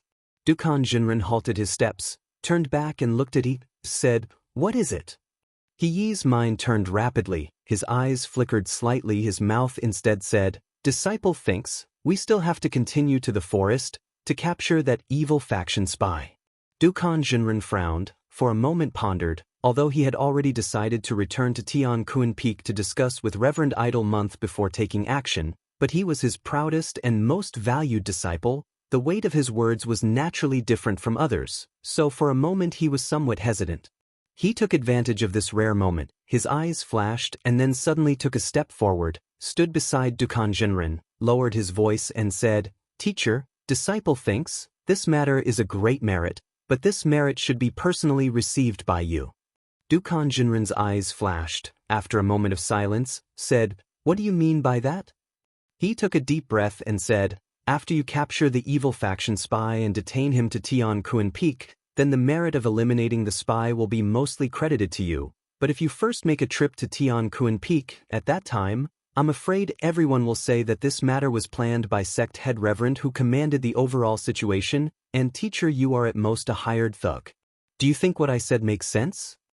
Dukan Jinren's eyes narrowed slightly. After a moment he said, "Me and Idle Month senior brother are like brothers. All these years we have been supporting each other, this merit or not, actually it is not too important, right?" Yi's expression had already completely calmed down, heard the words and smiled, said to Dukan Jinren, "Teacher, you have always been wise and far-sighted. I don't believe that you have not thought of this. If you get the merit, it means that your ability is stronger. Idle Month Reverend should value you more. Other than that, I think." Speaking till here, Yi's voice suddenly lowered, softly said, "In this sect, between the clouds and the sky, isn't there still a deity realm true monarch? Teacher, we all know, that is the real emperor. For you to do a good job in this matter, you will only be able to reach that perfected lord's ears if you obtain the greatest merit. Otherwise, if you were to inform perfected sect master first, I'm afraid perfected Lord Bai Chen will think that this matter was planned by Uncle Master Idle Moon and that you are just an ordinary fighter." Dukan Jinren's heart suddenly palpitated, a yearning expression appeared on his face, but he seemed to still have some misgivings, looked at Yi and said in a low voice, "The real master of the Kunlun party now is Hakushin Jinkuan. I naturally know this in my heart. But no matter what, Idle Month is also the true monarch's personal disciple. There is a difference between close and distant. It is very difficult for me to surpass him, right?" He smiled and said, "Teacher, disciple did not purposely provoke the relationship between you and Reverend Idle Month. It is just that there is no need to inform him about this matter in advance. You did not do anything wrong at all. What's more, this matter was originally ordered by Reverend Idle Month. I found something and gave it to you, teacher. Isn't it also the right thing to do?" Dukan Jinren pondered over and indeed felt that what he said was right, immediately clapped his hands, smiled and said, "What you said is indeed reasonable. My relationship with Idle Month's senior brother is naturally very good, but fighting for ourselves once in a while, it does not seem to be a bad thing." He smiled and said, "Isn't that so?" Dukan Jinren smiled and nodded, said, "Then let's do it this way, let's go in. The earlier we can catch that cunning and vicious evil sect spy, the earlier we can go back and meet Idle Month's senior brother." Saying that, he turned around and once again walked into the forest, while he behind him let out a long breath of turbid air, smiled bitterly, looked at Dukan Jinren's back figure with a complicated expression. A moment later, he also followed. Not long after, both of their figures disappeared into the forest. Flowing fragrance garden, tea room, guest room. Su Qingjun had already left this place, at the same time because her brother Sumo had been unconscious after taking the antidote. It was not suitable for him to go out, so he was temporarily placed in the guest room. Exian also came here early in the morning because of the agreement with Su Qingjun yesterday. She would help look after Sumo today. Walking to the middle of the room, from afar, she saw Sumo lying unconscious on the bed, Exen took a look and felt that there was nothing serious, so she sat at the desk by the window, looking at the somewhat hazy sky outside. At this time, there seemed to be a slight breeze, some chill drifted in from the window, but Exen did not care much, only felt that it was somewhat deserted. Probably because those with some ability and reputation here had all gone to Tianquan Peak Shenyang Hall, there was not much of a figure in the corridor outside the window. Exen sighed softly, leaned on the table, and thought in her heart, why did this day pass so slowly? If only time could pass faster, by tomorrow, I can go find Lu Chen, and then go see sisters Su Qingjun together. Thinking of this, she could not help but smile again. Her mood became very good, even the scene of the gathering dark clouds in the sky outside the room seemed a little brighter in her eyes. Between the clouds and the sky, on the winter peak.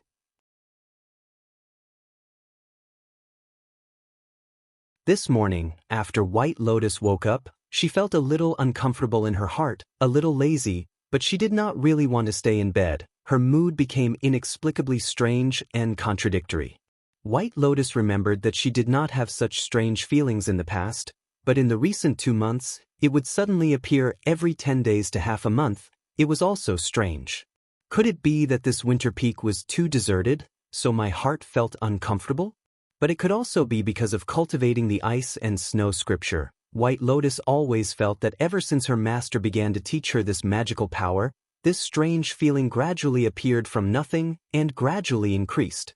But this feeling did not have any harm or other signs. Perhaps it was just a normal reaction to cultivating this peerless magical power?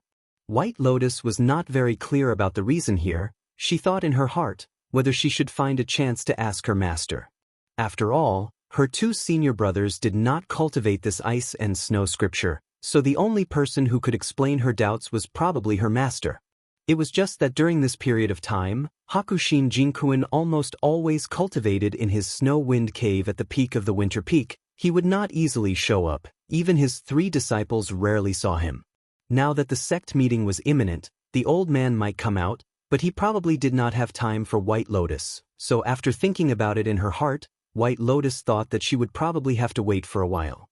After dawdling in the cave for a while, White Lotus still felt a little upset. She did not know what was wrong with her today, but she still felt a little uneasy. So in the end, she still walked out of the cave. The sky was full of wind and snow. Almost everywhere in sight was pure white.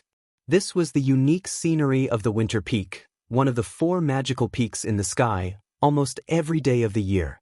White Lotus had lived on this winter peak for a while, but most of the time, she was still attracted by this strange and beautiful scenery, the coldness that belonged to the world of ice and snow. It was not something that most people in the world could see. She walked slowly along the mountain path, feeling a little hesitant, wondering if she should go down from the winter peak and go to the Flying Goose platform to look for Lu Chen again. That person, and that black dog had some unspeakable secrets, and the one that White Lotus wanted to know the most was also one of those secrets, the secret of the blood food secret method. The sect meeting is such a high-class place. A useless servant disciple like him should not be able to go there, right? White Lotus thought to herself. Just as she was about to turn around and go down the mountain, White Lotus suddenly saw second senior brother Zhuo Xian standing on the mountain path in front of her. In the wind and snow, Zhuo Xian looked calm, his eyes were bright, and he was looking up at the sky. White Lotus followed his gaze and suddenly found that the sky was still gloomy, but second senior brother's eyes were fixed on the huge figure on the mountain peak. Second senior brother, why are you standing here? White Lotus called out to Zhuo Xian. Zhuo Xian was startled, and when he turned to see that it was White Lotus, a smile appeared on his face, and he said, It's little junior sister. White Lotus walked over, stood beside Zhuo Xian, and said, Senior brother, are you planning to welcome Master down? Actually, it's fine. Master should be coming down when the time comes. Zhuo Xian smiled slightly and said, It's fine, I have nothing to do anyway, I'll just treat it as waiting for Master to come down. White Lotus suddenly became curious and asked Zhuo Xian, Second senior brother, is the sect meeting fun? I haven't been there yet. Zhuo Xian lightly shook his head and said, It's not that interesting. Those with low skills will flatter each other, and those with high skills will get rid of their dissenters. Finally, and also the most important, Yuanying old man will organize a night party, and only at that time will it be the real sect meeting. White Lotus smiled and said, actually second senior brother, recently you've helped eldest senior brother, and really did a lot of things. Usually, you did the most of the various kinds of communication and organization arrangements, and instead, I think eldest senior brother doesn't seem to be as busy as you. Zhuoxian laughed and said, what do you know, children shouldn't talk nonsense, or else if these words reach eldest senior brother's ears, then you'll be in trouble. White Lotus shrugged and greeted Zhuoxian, only saying that it was windy here, and that when he went back to rest, she also walked back the way she came, but this time, she had already decided to go down the mountain and then find that man called Lu Qin. But at this time, suddenly, Zhuoxian's voice came from behind and called out to her, little junior sister. White Lotus turned around and asked, what's the matter, second senior brother? Zhuoxian looked at her appearance, his gaze was very gentle, and after letting out a breath, she heard him say calmly, it's very cold here today. In a while, even Master and I will be leaving here, why don't you go down the mountain by yourself? White Lotus was startled, and then looked at Zhuoxian with a surprised expression, and said in surprise, you're telling me to go down the mountain by myself. You're tuning in to the Passion Pages YouTube channel. We're so grateful for your support, and don't forget to subscribe to join us on this incredible journey through captivating stories.